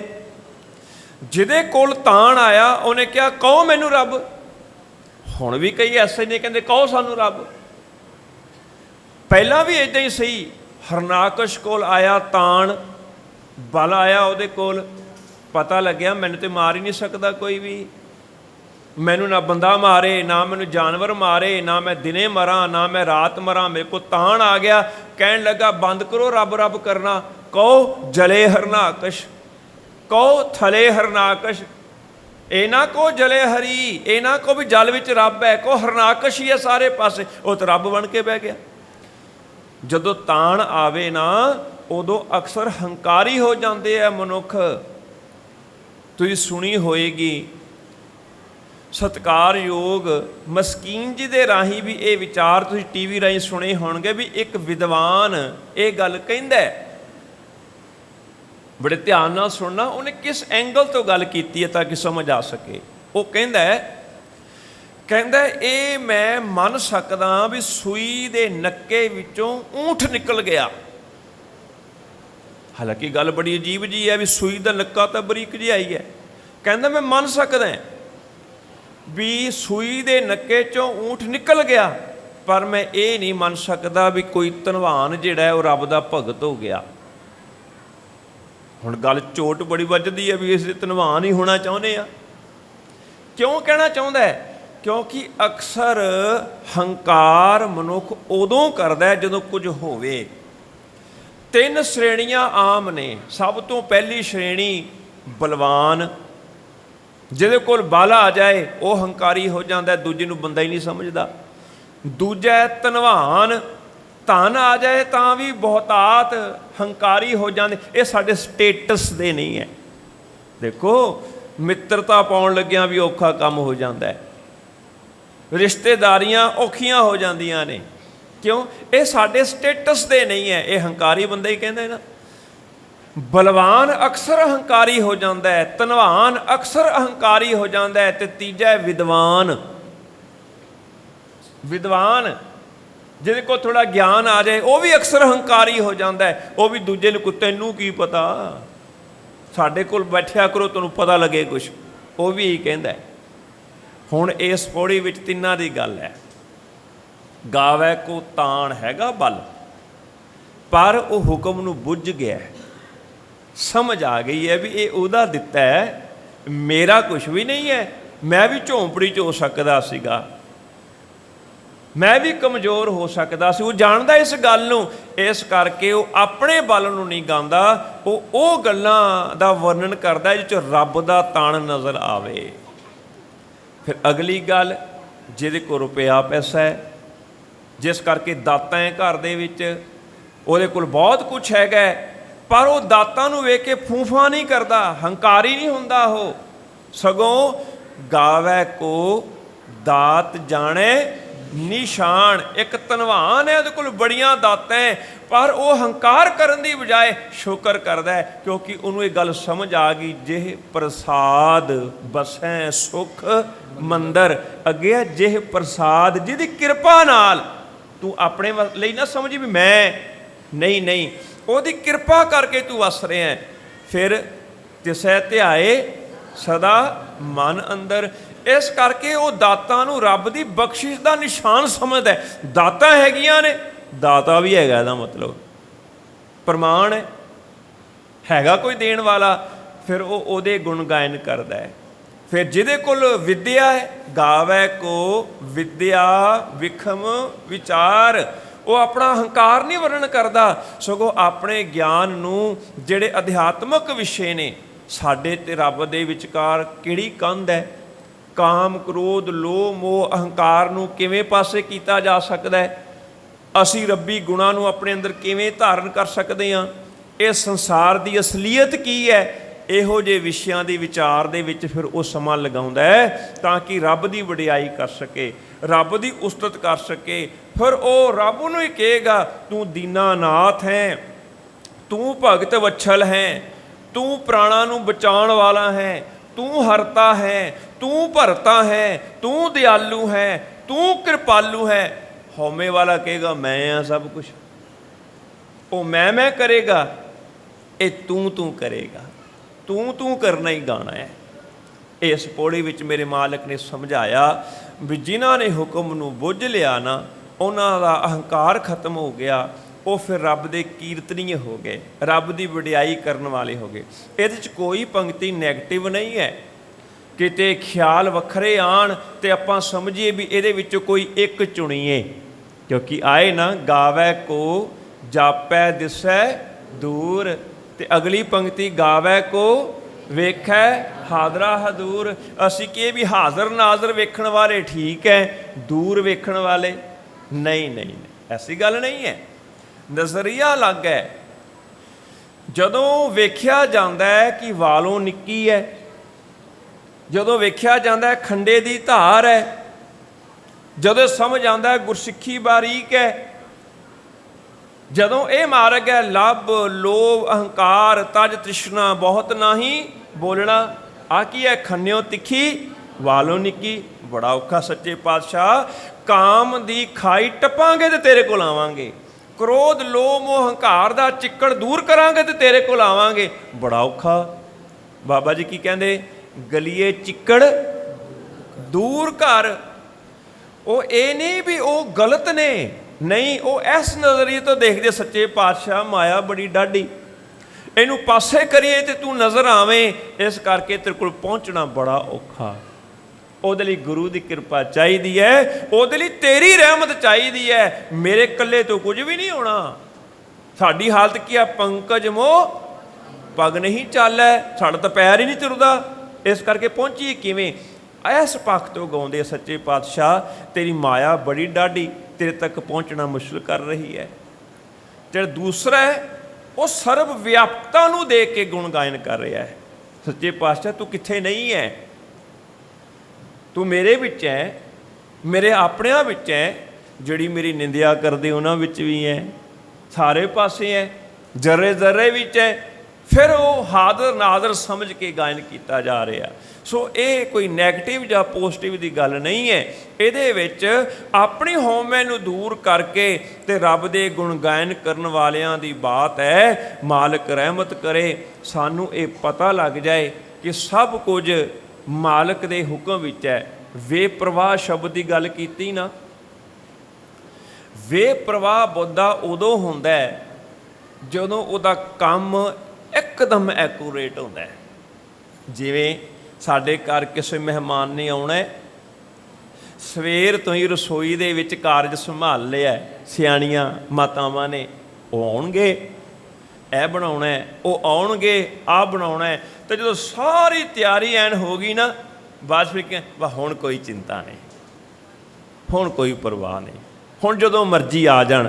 ਕਿਉਂ ਕੀ ਇਹ ਗੱਲ, ਕਿਉਂਕਿ ਕੰਮ ਪੂਰਾ ਹੈ, 100% ਹੈ। ਇਸੇ ਤਰ੍ਹਾਂ ਹੀ ਰੱਬ ਜੀ ਨੇ ਜੋ ਕੀਤਾ ਹੈ ਨਾ, ਉਹ ਅਧੂਰਾ ਨਹੀਂ ਹੈ, ਉਹ ਪੂਰਾ ਹੈ, ਉਹਨੂੰ ਚਿੰਤਾ ਹੈ ਹੀ ਨਹੀਂ। ਕਿਉਂ, ਹੁਕਮੀ ਹੁਕਮ ਚਲਾਏ ਰਾਹ, ਉਹਦਾ ਹੁਕਮ ਇੰਨਾ ਹੀ ਕਮਾਲ ਦਾ ਹੈ ਨਾ, ਉਹ ਆਪਣੇ ਆਪ ਹੀ ਠੀਕ ਰਾਹ ਚਲਾਈ ਜਾ ਰਿਹਾ। ਜਿਵੇਂ ਆਟੋਮੈਟਿਕ ਮਸ਼ੀਨ ਹੈ, ਆਪੇ ਕੰਮ ਕਰੀ ਜਾ ਰਹੀ ਹੈ। ਹੁਣ ਕੋਈ ਚਿੰਤਾ ਨਹੀਂ, ਕੱਪੜੇ ਪਾ ਦਿੱਤੇ ਵਿੱਚ, ਚਲੋ ਜੀ ਧੋਤੇ ਜਾਣਗੇ, ਹੁਣ ਕੋਈ ਚਿੰਤਾ ਨਹੀਂ ਹੈ, ਆਪੇ ਕੰਮ ਹੋ ਰਿਹਾ ਹੈ।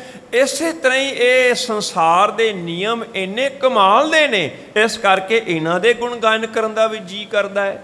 ਅਸੀਂ ਉਹਨਾਂ ਨੂੰ ਹੀ ਫੋਲੋ ਕਰ ਰਹੇ ਹਾਂ, ਉਹਨਾਂ ਨੂੰ ਹੀ ਦੇਖ ਰਹੇ ਹਾਂ ਅਸੀਂ, ਕਿਉਂਕਿ ਰੱਬ ਕਮਾਲ ਦਾ ਹੈ ਤੇ ਉਹਦੇ ਨਿਯਮ ਤੇ ਕਮਾਲ ਦੇ ਹੋਣਗੇ ਹੀ ਹੋਣਗੇ। ਉਹਦਾ ਆਹ ਹੁਕਮ ਜਿਹੜਾ ਹੈ ਨਾ, ਇਹੀ ਸਾਰੇ ਸੰਸਾਰ ਨੂੰ ਚਲਾ ਰਿਹਾ ਹੈ। ਇਹ ਗਲਤੀ ਨਹੀਂ ਕਰਦਾ, ਇਹ ਗਲਤੀ ਨਹੀਂ ਕਰਦਾ, ਜਿਵੇਂ ਹੋਣਾ ਉਵੇਂ ਹੋ ਜਾਣਾ, ਇਸ ਕਰਕੇ ਕੋਈ ਚਿੰਤਾ ਨਹੀਂ ਹੈ। ਅਸੀਂ ਜੇ ਨਿਆਣੇ ਨੂੰ ਕੰਮ ਲਾਇਆ ਹੋਵੇ ਫਿਰ ਚਿੰਤਾ ਕਰਾਂਗੇ ਕਿਤੇ ਖਰਾਬ ਨਾ ਕਰ ਦੇਵੇ। ਪਾਣੀ ਲੈਣ ਭੇਜਿਆ ਸੀ, ਕਿਤੇ ਜਾਗੀ ਨਾ ਸਿੱਟ ਦੇ, ਕਿਤੇ ਆਪ ਹੀ ਨਾ ਡਿੱਗ ਪਏ, ਕਿਤੇ ਘੜਾ ਹੀ ਨਾ ਤੋੜ ਦੇ, ਕਿਤੇ ਗਲਾਸ ਹੀ ਨਾ ਤੋੜ ਦੇ, ਕਿਉਂਕਿ ਉਹ ਗਲਤੀ ਕਰ ਸਕਦਾ ਹੈ। ਪਰ ਰੱਬ ਦਾ ਹੁਕਮ ਨਾ, ਹੁਕਮੀ ਹੁਕਮ ਚਲਾਏ ਰਾਹ, ਨਾਨਕ ਵਿਗਸੈ ਵੇ ਪ੍ਰਵਾਹ। ਮਾਲਕ ਰਹਿਮਤ ਕਰੇ, ਅਸੀਂ ਜਿੱਥੇ ਸ਼ਬਦ ਪੜ੍ਹਦੇ ਸੁਣਦੇ ਹਾਂ ਉੱਥੇ ਆਪਣੇ ਆਪ ਨੂੰ ਸਮਝਾਈਏ, ਭਾਈ ਹੁਕਮ ਨੂੰ ਬੁੱਝ, ਤੂੰ ਕਠਪੁਤਲੀ ਹੈ, ਸਭ ਕੁਝ ਮਾਲਕ ਹੀ ਤੇਰੇ ਰਾਹੀਂ ਕਰਵਾ ਰਿਹਾ, ਹੁਕਮ ਹੈ ਅੰਦਰ ਸਭ ਕੋ। ਜਿਹੜੀ ਪਿਛਲੀ ਪੌੜੀ ਹੈ, ਜਦੋਂ ਸਮਝ ਆ ਗਈ ਉਦੋਂ ਹੰਕਾਰ ਚਲੇ ਜਾਏਗਾ, ਹੰਕਾਰ ਜਾਏਗਾ, ਉਦੋਂ ਰੱਬ ਦੀ ਕੀਰਤੀ ਕਰਨ ਵਿੱਚ ਸਾਡਾ ਮਨ ਜੁੜੇਗਾ, ਉਦੋਂ ਮੈਂ ਨਹੀਂ ਕਰੇਗਾ, ਉਦੋਂ ਤੂੰ ਕਰੇਗਾ, ਫਿਰ ਸਾਡਾ ਜੀਵਨ ਸਫਲਾ ਹੋਏਗਾ ਜੀ। ਆਓ ਅਗਲਾ ਸ਼ਬਦ ਅਸੀਂ ਅਗਲੀ ਪੌੜੀ ਸਰਵਣ ਕਰੀਏ ਜੀ।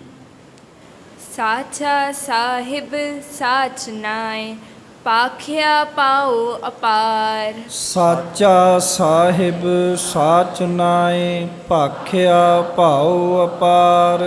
ਆਖੈ ਮੰਗੈ ਦੇ ਦੇ, ਦਾਤ ਕਰੇ ਦਾਤਾਰ।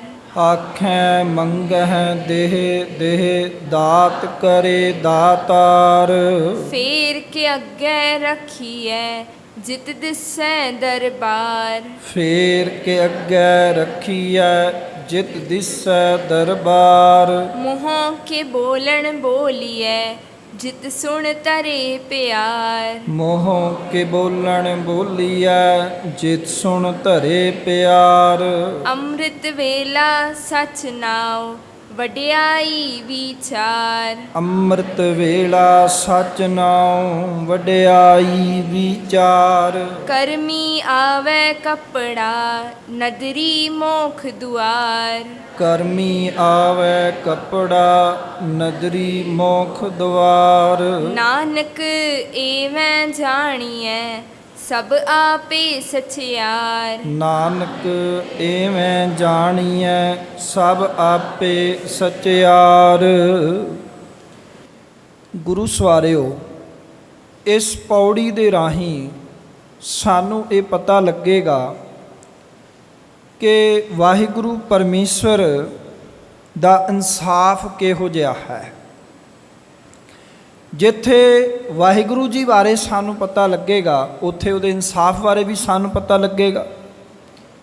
ਨਹੀਂ, ਇੰਨਾ ਹੀ ਬਸ ਨਹੀਂ, ਅੱਜ ਧੰਨ ਗੁਰੂ ਨਾਨਕ ਸਾਹਿਬ ਮਹਾਰਾਜ ਸਾਡੇ ਬਹੁਤ ਸਾਰੇ ਸਵਾਲਾਂ ਦੇ ਜਵਾਬ ਦੇਣਗੇ। ਕਈਆਂ ਨੇ ਕਿਸੇ ਨੂੰ ਪੁੱਛਿਆ ਹੋਵੇਗਾ ਕਿ ਅਸੀਂ ਜਿਹੜਾ ਹੈ ਵਾਹਿਗੁਰੂ ਜੀ ਦੇ ਨਾਲ ਗੱਲਬਾਤ ਕਰਨੀ ਹੈ, ਕਿਹੜੀ ਭਾਸ਼ਾ ਵਰਤੀਏ, ਕਿਸ ਭਾਸ਼ਾ ਵਿੱਚ ਉਹ ਵਾਹਿਗੁਰੂ ਜੀ ਗੱਲਬਾਤ ਕਰਨਗੇ। ਤੇ ਧੰਨ ਗੁਰੂ ਨਾਨਕ ਸਾਹਿਬ ਮਹਾਰਾਜ ਅੱਜ ਉਸ ਸਵਾਲ ਦਾ ਵੀ ਜਵਾਬ ਦੇਣਗੇ। ਕੋਈ ਕਹਿੰਦਾ ਸਾਨੂੰ ਵਾਹਿਗੁਰੂ ਜੀ ਨੇ ਕੁਝ ਦਿੱਤਾ ਹੀ ਨਹੀਂ ਹੈ, ਸਾਨੂੰ ਵਾਹਿਗੁਰੂ ਜੀ ਨੇ ਕੁਝ ਦਿੱਤਾ ਹੀ ਨਹੀਂ ਹੈ। ਇਹੋ ਜਿਹੇ ਵੀ ਬਹੁਤ ਨੇ। ਔਰ ਕਈਆਂ ਨੇ ਜੇ ਆਪ ਨਹੀਂ ਕਿਹਾ ਤੇ ਕਈ ਵਾਰ ਬੱਚੇ ਆਖ ਦਿੰਦੇ ਨੇ। ਤੁਸੀਂ ਰੋਜ਼ਾਨਾ ਗੁਰਦੁਆਰੇ ਜਾਂਦੇ ਹੋ, ਮੱਥਾ ਟੇਕਦੇ ਹੋ, ਕੀਰਤਨ ਸੁਣਦੇ ਹੋ, ਕਥਾ ਸੁਣਦੇ ਹੋ, ਪਾਪਾ ਵਾਹਿਗੁਰੂ ਜੀ ਨੇ ਸਾਨੂੰ ਕੀ ਦਿੱਤਾ ਹੈ? ਆ ਟੁੱਟਾ ਜਿਹਾ ਘਰ, ਪੁਰਾਣਾ ਜਿਹਾ ਘਰ, ਨਾ ਸੰਗਮਰਮਰ ਲੱਗਿਆ ਹੋਇਆ, ਨਾ ਟਾਇਲਸ ਲੱਗੀ ਹੋਈ, ਨਾ ਕੋਈ ਵਧੀਆ ਚੀਜ਼ਾਂ ਹੈ। ਲੋਕਾਂ ਕੋਲ 3-3 4-4 ਮੰਜ਼ਲੇ ਘਰ ਨੇ, ਕਿੰਨੇ ਸੋਹਣੀਆਂ ਸੋਹਣੀਆਂ ਕੋਠੀਆਂ ਨੇ। ਨਹੀਂ ਨਹੀਂ ਪਾਪਾ, ਦੂਰ ਜਾਣ ਦੀ ਲੋੜ ਨਹੀਂ, ਆ ਨਾਲ ਦੇ ਘਰ ਵਿੱਚ ਹੀ ਬੜਾ ਕੁਝ ਹੈ। ਕੰਧ ਨਾਲ ਕੰਧ ਹੈ ਸਾਡੀ, ਉਹਨਾਂ ਕੋਲ ਤਾਂ ਬੜਾ ਕੁਝ ਹੈਗਾ। ਪਾਪਾ ਉਹ ਵੀ ਤੁਹਾਡੇ ਹੀ ਆਫਿਸ ਵਿੱਚ ਕੰਮ ਕਰਦੇ ਨੇ, ਜਿਸ ਆਫਿਸ ਵਿੱਚ ਤੁਸੀਂ ਕੰਮ ਕਰਦੇ ਹੋ ਨਾ, ਉਸੇ ਵਿੱਚ ਉਹ ਵੀ ਕੰਮ ਕਰਦੇ ਨੇ, ਉਹਨਾਂ ਕੋਲ ਤਾਂ ਬੜਾ ਕੁਝ ਹੈ, ਉਹਨਾਂ ਦੀ ਵੀ ਸੈਲਰੀ ਤੁਹਾਡੇ ਜਿੰਨੀ ਹੈ। ਤੇ ਸਾਨੂੰ ਰੱਬ ਜੀ ਨੇ ਫਿਰ ਕੀ ਦਿੱਤਾ ਹੈ? ਤੁਸੀਂ ਇੰਨੀ ਪੂਜਾ ਪਾਠ ਹੈ, ਗੁਰਦੁਆਰੇ ਜਾਣਾ, ਇੰਨੇ ਸਹਿਜ ਪਾਠ ਕਰਦੇ ਹੋ, ਕੀ ਲਾਭ ਹੈ ਇਹਨਾਂ ਦਾ? ਅੱਜ ਕੱਲ੍ਹ ਦੇ ਬੱਚੇ ਤਰਕ ਬੁੱਧੀ ਦੇ ਮਾਲਕ ਬੜਾ ਕੁਝ ਉਹ ਕਹਿ ਦਿੰਦੇ ਨੇ। ਸਾਨੂੰ ਜਵਾਬ ਤੇ ਦੇਣਾ ਹੋਏਗਾ ਨਾ। ਇਸੇ ਤਰ੍ਹਾਂ ਇੱਕ ਬੱਚਾ ਜਿਹੜਾ ਹੈ ਆਪਣੇ ਪਿਤਾ ਜੀ ਨੂੰ ਕਹਿੰਦਾ ਹੈ, ਪਿਤਾ ਜੀ ਬੜੇ ਸਿਆਣੇ ਨੇ, ਉਹ ਕਹਿੰਦੇ ਨੇ ਪੁੱਤ ਉਹ ਨਿਊਜ਼ਪੇਪਰ ਪਿਆ ਨਾ, ਚੁੱਕ ਕੇ ਲਿਆ। ਲੈ ਕੇ ਆਇਆ, ਵੇਖਿਆ, ਕਹਿਣ ਲੱਗੇ ਇਹਦੇ ਵਿੱਚ ਕਾਲਮ ਦਿੱਤਾ, ਇਹਨੂੰ ਪੜ੍ਹ। ਉਹ ਪੜ੍ਹਿਆ, ਉਹਦੇ 'ਚ ਦਿੱਤਾ ਹੋਇਆ ਸੀ ਭਈ ਕਿਸੇ ਦੀ ਇੱਕ ਅੱਖ ਖਰਾਬ ਹੋ ਗਈ ਹੈ ਤੇ ਉਸ ਨੂੰ ਇੱਕ ਅੱਖ ਚਾਹੀਦੀ ਹੈ, ਕੋਈ ਆਪਣੀ ਅੱਖ ਦਾਨ ਦੇ ਦੇਵੇ ਤੇ ਉਸ ਨੂੰ ਜਿਹੜਾ ਹੈ ਉਹ ਮੂੰਹ ਮੰਗੀ ਕੀਮਤ ਦਿੱਤੀ ਜਾਏਗੀ। ਜੋ ਆਖੇਗਾ ਉਹ ਅਸੀਂ ਦੇ ਦਾਂਗੇ, ਜਿਹੜਾ ਆਪਣੀ ਇੱਕ ਅੱਖ ਦਾਨ ਦੇਵੇਗਾ। ਦੂਜਾ ਪੜ੍ਹਿਆ, ਕਿਸੇ ਨੂੰ ਇੱਕ ਕਿਡਨੀ ਦੀ ਲੋੜ ਹੈ, ਕੋਈ ਆਪਣੀ ਇੱਕ ਕਿਡਨੀ ਦਾਨ ਦੇ ਦੇਵੇ ਤੇ ਉਸ ਨੂੰ ਵੀ ਮੂੰਹ ਮੰਗਿਆ ਇਨਾਮ ਉਹਦਾ ਦਿੱਤਾ ਜਾਏਗਾ। ਪਿਤਾ ਜੀ ਕਹਿੰਦੇ ਤੂੰ ਅਮੀਰ ਹੋਣਾ ਚਾਹੁੰਦਾ ਹੈ ਨਾ, ਰੱਬ ਨੇ ਕੀ ਦਿੱਤਾ ਹੈ ਇਹ ਵੇਖਣਾ ਚਾਹੁੰਦਾ ਹੈ? ਤੈਨੂੰ ਤੇ ਰੱਬ ਜੀ ਨੇ ਬੜਾ ਕੁਝ ਦਿੱਤਾ ਹੈ ਬੇਟਾ, ਇਹ ਨਿਰੋਗੀ ਕਾਇਆ ਦਿੱਤੀ ਹੈ। ਵੇਖੋ ਨਾ, ਸਤਿਗੁਰੂ ਪਾਤਸ਼ਾਹ ਗੁਰੂ ਅਰਜਨ ਸਾਹਿਬ ਨੂੰ ਪੁੱਛੋ ਨਾ, ਤੇ ਗੁਰੂ ਅਰਜਨ ਸਾਹਿਬ ਮਹਾਰਾਜ ਨੇ ਤਾਂ ਇੱਥੋਂ ਤੱਕ ਬਖਸ਼ਿਸ਼ ਕਰ ਦਿੱਤੀ। ਸਤਿਗੁਰੂ ਮਹਾਰਾਜ ਕਹਿੰਦੇ ਭਲਿਆ ਆ ਕਾਇਆ ਵੱਲ ਵੇਖ ਕੇ ਹੀ ਉਸ ਮਾਲਕ ਦਾ ਸ਼ੁਕਰਾਨਾ ਕਰ ਲਿਆ ਕਰ। ਜੇ ਪ੍ਰਸਾਦ ਆਰੋ ਕੰਚਨ ਲਿਵ ਲਾਵੋ ਤਿਸ, ਇਹ ਕੰਚਨ ਵਰਗੀ ਕਾਇਆ ਸਾਨੂੰ ਦਿੱਤੀ ਹੈ, ਆਰੋ ਕਾਇਆ ਦਿੱਤੀ ਹੈ, ਤੇ ਮੇਰੇ ਮਾਲਕ ਕਹਿੰਦੇ ਉਹਦੇ ਨਾਲ ਲਿਵ ਲਾਇਆ ਕਰ, ਉਹਦਾ ਸ਼ੁਕਰਾਨਾ ਕਰਿਆ ਕਰ। ਅੱਜ ਕਿੰਨਿਆਂ ਨੂੰ ਜਵਾਬ ਮਿਲੇਗਾ ਕਿ ਸਾਨੂੰ ਜਿਹੜਾ ਹੈ ਉਹ ਕੀ ਕੁਝ ਉਸ ਮਾਲਕ ਨੇ ਦਿੱਤਾ ਹੈਗਾ। ਔਰ ਕੀ ਕੁਝ ਨਹੀਂ ਦਿੱਤਾ। ਫਿਰ ਨਾਲ ਦੀ ਨਾਲ ਗੁਰਦੇਵ ਸਾਨੂੰ ਇਹ ਵੀ ਸਮਝਾਉਣਗੇ, ਭਲਿਆ ਜੇ ਅਕਲ ਆ ਗਈ ਏ, ਜੇ ਸਮਝ ਆ ਗਈ ਏ ਨਾ ਕਿ ਮਾਲਕ ਨੇ ਬਹੁਤ ਕੁਝ ਦਿੱਤਾ ਹੈ, ਫਿਰ ਤੂੰ ਆਪਣੇ ਫਰਜ਼ ਨੂੰ ਵੀ ਪਹਿਚਾਣ, ਆਪਣੇ ਫਰਜ਼ ਨੂੰ ਵੀ ਪਹਿਚਾਣ। ਤੇ ਫਰਜ਼ ਨੂੰ ਪਹਿਚਾਣਦਿਆਂ ਹੋਇਆਂ ਇਹ ਗੱਲ ਆਖ ਕਿ ਪਾਤਸ਼ਾਹ ਸ਼ਾਇਦ ਮੈਂ ਵੀ ਕੁਝ ਜਿਹੜਾ ਹੈ ਉਹ ਬੋਲਾਂ, ਕੋਈ ਅਲਫਾਜ਼ ਮੈਂ ਵੀ ਬੋਲਾਂ ਤੇਰੀ ਉਸਤਤ ਵਿੱਚ, ਤੇਰੀ ਵਡਿਆਈ ਵਿੱਚ। ਉਹ ਕਿਹੜਾ ਬੋਲ ਹੋਏਗਾ ਜੋ ਮੈਂ ਬੋਲ ਸਕਾਂ। ਮੇਰੇ ਮਾਲਕ ਜੀਓ, ਕਿ ਤੂੰ ਮੇਰੇ ਅਲਫਾਜ਼ ਨੂੰ ਸੁਣ ਕੇ ਮੈਨੂੰ ਪਿਆਰ ਕਰੇ, ਮੈਂ ਤੇਰੇ ਦਿਦਾਰੇ ਕਰ ਸਕਾਂ ਤੇਰੇ ਦਰਬਾਰ ਦੇ, ਮੈਂ ਆਪਣੇ ਫਰਜ਼ ਨੂੰ ਪਹਿਚਾਣ ਸਕਾਂ। ਅੱਜ ਤੱਕ ਮੈਂ ਆਪਣੇ ਫਰਜ਼ ਨੂੰ ਨਹੀਂ ਪਹਿਚਾਣਿਆ, ਮੈਂ ਪਹਿਚਾਣ ਲਵਾਂ। ਦਾਤਾ ਤੇਰੀਆਂ ਰਹਿਮਤਾਂ, ਤੇਰੀਆਂ ਬਖਸ਼ਿਸ਼ਾਂ ਜੋ ਤੂੰ ਸਾਨੂੰ ਜਿਹੜਾ ਤਰੁੱਟ ਕੇ ਦਿੰਦਾ ਰਿਹਾ, ਦਾਤਾ ਕਰਤਾ ਆਪ ਤੂੰ, ਤੁਸ ਦੇਵੇਂ ਕਰੈ ਪਸਾਓ। ਮੇਰੇ ਮਾਲਕਾ ਤੂੰ ਤਰੁੱਟ ਕੇ ਦਿੰਦਾ ਰਿਹਾ, ਤੂੰ ਬੜੀਆਂ ਦਾਤਾਂ ਦਿੱਤੀਆਂ, ਤੂੰ ਇੰਨੀਆਂ ਦਾਤਾਂ ਦਿੱਤੀਆਂ ਕਿ ਮੇਰੇ ਮਾਲਕ ਅੱਜ ਦਿਲ ਕਰਦਾ ਹੈ, ਕਰਤਾ ਸੋ ਸਾਲਾਹੀ ਹੈ ਜਿਨ ਕੀਤਾ ਆਕਾਰ, ਦਾਤਾ ਸੋ ਸਾਲਾਹੀ ਹੈ ਸਭ ਸਹਿ ਦੇ ਆਧਾਰ।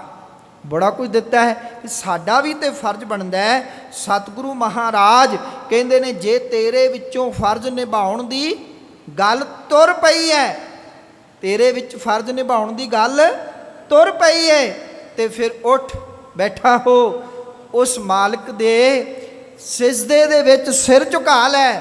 ਅੰਮ੍ਰਿਤ ਵੇਲੇ ਉੱਠ ਤੇ ਉੱਠ ਕੇ ਉਸ ਮਾਲਕ ਕਰਤੇ ਪੁਰਖ ਦੀਆਂ ਵਡਿਆਈਆਂ ਦੀ ਵਿਚਾਰ ਕਰਿਆ ਕਰ। ਭਾਵੇਂ ਕਿ ਬਹੁਤ ਸਾਰੇ ਵਿਦਵਾਨਾਂ ਨੇ ਅੰਮ੍ਰਿਤ ਵੇਲੇ ਦੇ ਕਈ ਅਰਥ ਕੀਤੇ ਨੇ, ਕਿਸੇ ਨੇ ਅੰਮ੍ਰਿਤ ਵੇਲੇ ਦਾ ਅਰਥ ਇਹ ਸਾਰੀ ਜ਼ਿੰਦਗੀ ਕਰ ਦਿੱਤਾ ਹੈ। ਵੇਖੋ ਅਸੀਂ ਬੱਚੇ ਨੂੰ ਪਲੇ ਸਕੂਲ 'ਚ ਪਾਉਂਦੇ ਹਾਂ ਨਾ ਜੀ, ਤੇ ਪਲੇ ਸਕੂਲ ਵਿੱਚ ਪਾਉਣ ਵਾਸਤੇ ਅਸੀਂ ਪਹਿਲੇ ਦਿਨ ਹੀ 5 ਘੰਟੇ ਸਕੂਲ ਛੱਡ ਆਉਂਦੇ ਹਾਂ, ਨਹੀਂ ਨਾ। ਪਲੇ ਸਕੂਲ ਵਾਲੇ ਨੂੰ ਅਸੀਂ ਅੱਧਾ ਘੰਟਾ 1 ਘੰਟੇ ਉਹਦੇ ਮੈਮ ਕੋਲ ਛੱਡ ਕੇ ਆਉਂਦੇ ਹਾਂ, ਫਿਰ ਹੌਲੀ ਹੌਲੀ ਜਿਹੜਾ ਹੈ ਉਹਦਾ ਟਾਈਮ ਉਹ ਵਧਾਈ ਜਾਂਦੇ ਨੇ, 2 ਘੰਟੇ 3 ਘੰਟੇ। ਜਦੋਂ ਉਹ ਪ੍ਰੋਪਰ ਸਕੂਲ ਵਿੱਚ ਪੈ ਜਾਂਦਾ ਫਿਰ ਉਹ 4 ਘੰਟੇ ਕਲਾਸਾਂ ਲੈਂਦਾ ਹੈਗਾ।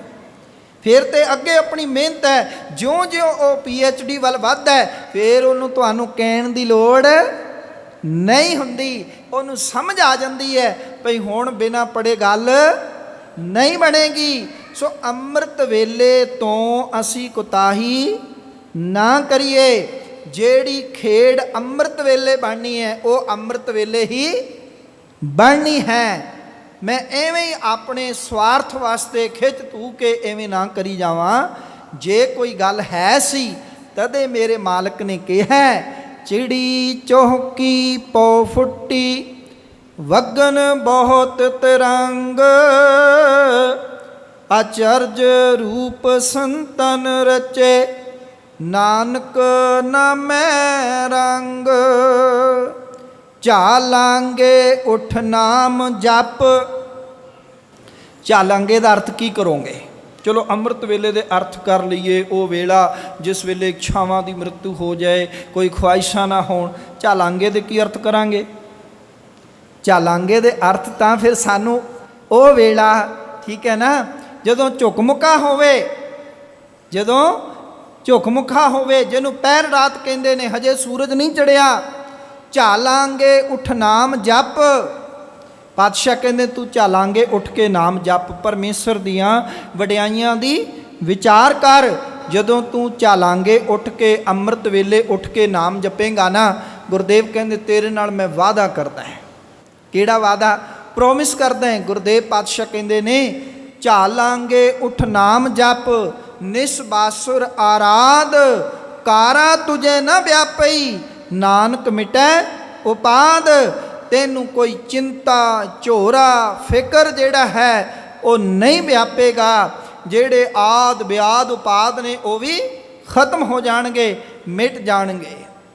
ਸੋ ਗੁਰਦੇਵ ਪਾਤਸ਼ਾਹ ਕਹਿੰਦੇ ਨੇ ਭਾਈ ਇਹ ਤੇ ਇੱਕ ਸ਼ੁਰੂਆਤੀ ਕੰਮ ਹੈ। ਪਲੇ ਸਕੂਲ ਵਿੱਚ ਹਾਂ ਹਜੇ ਅਸੀਂ, ਹਜੇ ਤਾਂ ਜ਼ਿੰਦਗੀ ਦੇ ਵਿੱਚ ਜਿਹੜਾ ਹੈ ਗੁਰਦੇਵ ਪਾਤਸ਼ਾਹ ਕਹਿੰਦੇ ਨੇ ਚਾਹੀਦਾ ਤਾਂ ਇਹ ਹੈ ਕਿ ਜਿਹੜਾ ਗੁਰਸਿੱਖ ਹੈ ਨਾ, ਉਹ ਗੁਰੂ ਦਾ ਪਿਆਰਾ ਹੈ, ਉਹ ਇਸ PhD ਤੱਕ ਪਹੁੰਚੇ इस उस समय तक पहुँचे, आठ पहर हर का नाम ले। कदों कदों जी? अठे पैर, दिन राती आराधो प्यारे, निमक न कीजै टीला।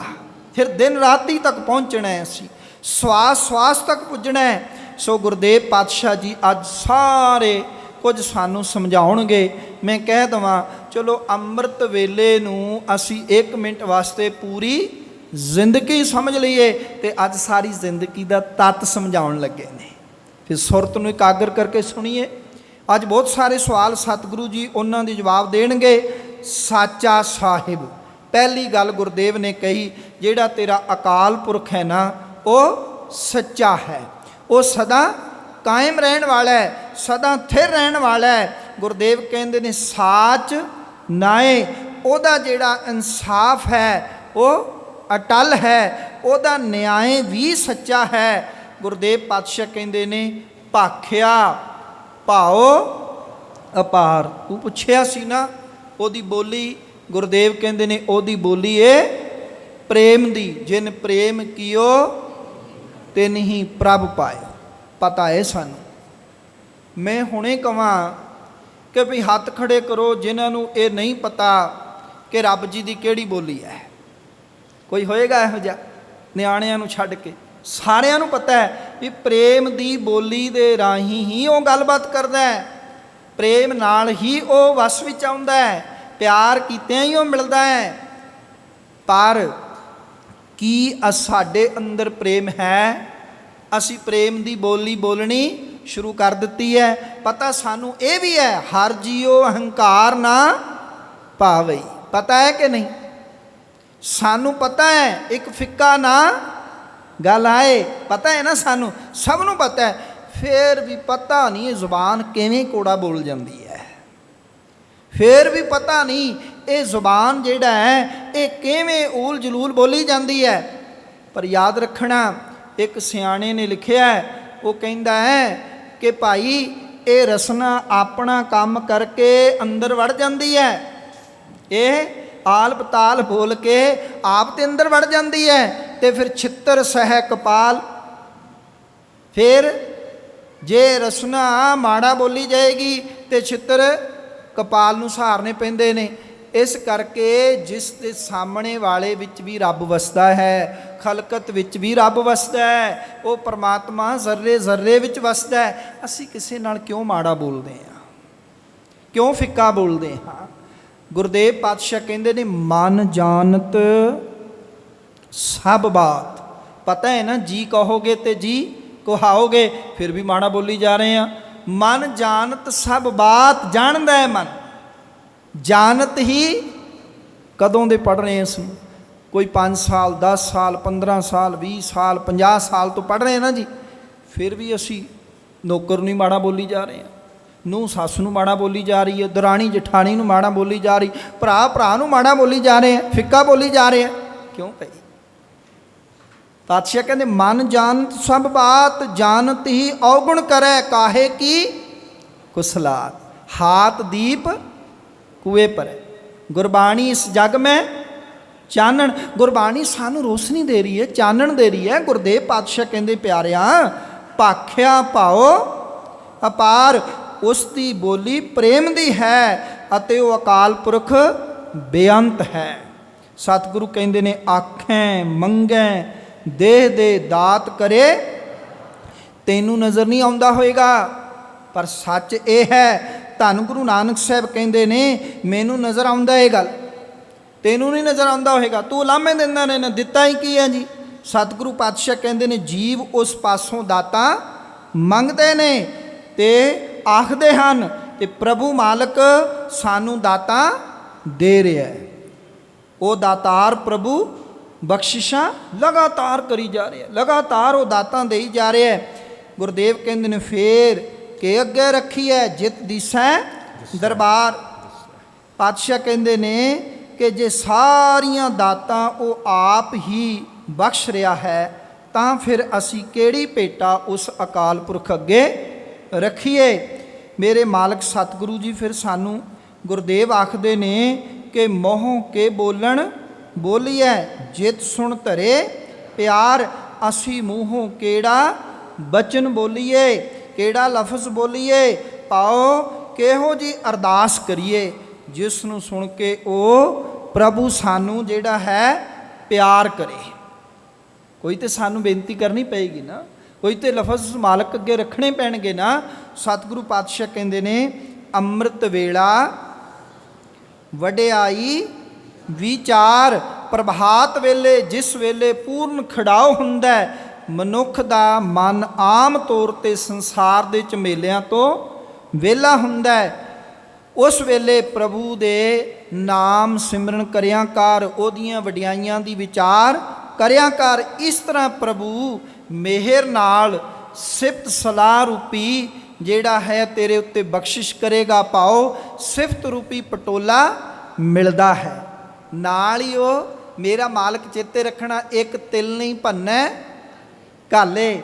ਉਹ ਘਾਲਣਾ ਬੇਅਰਥ ਨਹੀਂ ਜਾਣ ਦਿੰਦਾ, ਉਹ ਨਾਲ ਹੀ ਰਹਿਮਤ ਕਰ ਦਿੰਦਾ, ਉਹ ਨਾਲ ਹੀ ਤੈਨੂੰ ਸਰੂਪਾਓ ਦੇ ਦਿੰਦਾ ਹੈਗਾ, ਉਹ ਨਾਲ ਹੀ ਤੇਰੀ ਪੱਤ ਢੱਕ ਲੈਂਦਾ, ਤੇਰੇ ਉੱਤੇ ਬਖਸ਼ਿਸ਼ ਕਰਦਾ ਹੈ। ਮੇਰੇ ਮਾਲਕ ਕਹਿੰਦੇ ਨੇ ਉਸ ਪ੍ਰਭੂ ਦੀ ਕਿਰਪਾ ਦ੍ਰਿਸ਼ਟੀ ਨਾਲ ਜੇ ਤੇਰਾ ਕੂੜ ਦੀ ਪਾਲ ਤੋਂ ਖਲਾਸੀ ਹੋ ਜਾਂਦੀ ਹੈ ਤੇ ਰੱਬ ਦਾ ਦਰ ਜਿਹੜਾ ਹੈ ਉਹ ਪ੍ਰਾਪਤ ਹੋ ਜਾਂਦਾ ਹੈ। ਤੇ ਮੇਰੇ ਮਾਲਕ ਸਤਿਗੁਰੂ ਆਖਦੇ ਨੇ ਨਾਨਕ ਐਵੇਂ ਜਾਣੀਏ ਸਭ ਆਪੇ ਸਚਿਆਰ। ਜਿੱਥੇ ਤੇਰੇ ਉੱਤੇ ਬਖਸ਼ਿਸ਼ ਹੋਈ ਕਰਮੀ ਆਵੇ ਕੱਪੜਾ ਨਦਰੀ ਮੋਖ ਦੁਆਰ। ਸਤਿਗੁਰੂ ਕਹਿੰਦੇ ਉੱਥੇ ਗੱਲ ਸਮਝ ਲੈ ਕਿ ਨਾਨਕ ਐਵੇਂ ਜਾਣੀਏ ਸਭ ਆਪੇ ਸਚਿਆਰ। ਹੈ ਨਾਨਕ ਇਸ ਤਰ੍ਹਾਂ ਇਹ ਸਮਝ ਆ ਜਾਂਦੀ ਹੈ ਕਿ ਹੋਂਦ ਦਾ ਮਾਲਕ ਅਕਾਲ ਪੁਰਖ ਸਭ ਥਾਂ ਤੇ ਉਹ ਭਰਪੂਰ ਹੈ, ਉਹ ਸਰਬ ਵਿਆਪਕ ਹੈ, ਹਰ ਥਾਂ ਤੇ ਉਹ ਵਸਿਆ ਹੋਇਆ। ਆਓ ਇਸ ਪੌੜੀ ਬਾਰੇ ਵੀਰ ਜੀ ਚਾਨਣ ਪਾਉਣਗੇ ਜੀ। ਅਸੀਂ ਦੇਖਦੇ ਹਾਂ ਵੀ ਸਾਂਝ ਪਾਣੀ ਹੋਵੇ ਨਾ ਕਿਸੇ ਨਾਲ ਤੇ ਦੋ ਢੰਗ ਇਹ ਵਰਤੇ ਜਾਂਦੇ ਹਨ। ਇੱਕ ਤੁਸੀਂ ਕੋਈ ਤੋਹਫਾ ਆਦਿਕ ਦਿਓ ਉਸ ਨੂੰ, ਤੁਹਾਡੀ ਗੱਲ ਤੁਰ ਪਏਗੀ, ਸਾਂਝ ਪੈ ਜਾਏਗੀ। ਦੂਜੀ ਚੰਗੇ ਢੰਗ ਨਾਲ ਗੱਲਬਾਤ ਕਰੋ, ਸਾਂਝ ਪੈ ਜਾਏਗੀ। ਇੱਕ ਚੰਗੀ ਪਤਨੀ, ਇੱਕ ਚੰਗੀ ਨੂੰਹ ਜਦੋਂ ਆਉਂਦੀ ਹੈ ਨਾ, ਇੱਕ ਤੇ ਉਹ ਆਪਣੇ ਹੁਨਰ ਦੇ ਨਾਲ ਨਜ਼ਰਾਨੇ ਭੇਟ ਕਰਦੀ ਹੈ। ਇਹ ਸਬਜ਼ੀ ਬਣਾਈ ਹੈ ਉਸਨੇ, ਕਿਆ ਕਮਾਲ ਸੀ, ਆਹ ਪ੍ਰਸ਼ਾਦਾ ਤਿਆਰ ਕੀਤਾ ਬੜੇ ਕਮਾਲ ਦਾ ਹੈ। ਇਹ ਨਜ਼ਰਾਨੇ ਨੇ ਨਾ, ਉਹਦੇ ਗੁਣ ਨੇ। ਹੁਣ ਤੇ ਦਾਜ ਦਾ ਕੰਮ ਕੁਝ ਹੋਰ ਤਰ੍ਹਾਂ ਦਾ ਹੋ ਗਿਆ ਨਾ। ਪਹਿਲਾਂ ਦਾਜ ਉਸ ਦੀ ਕਲਾ ਪ੍ਰਗਟ ਕਰਦਾ ਸੀ।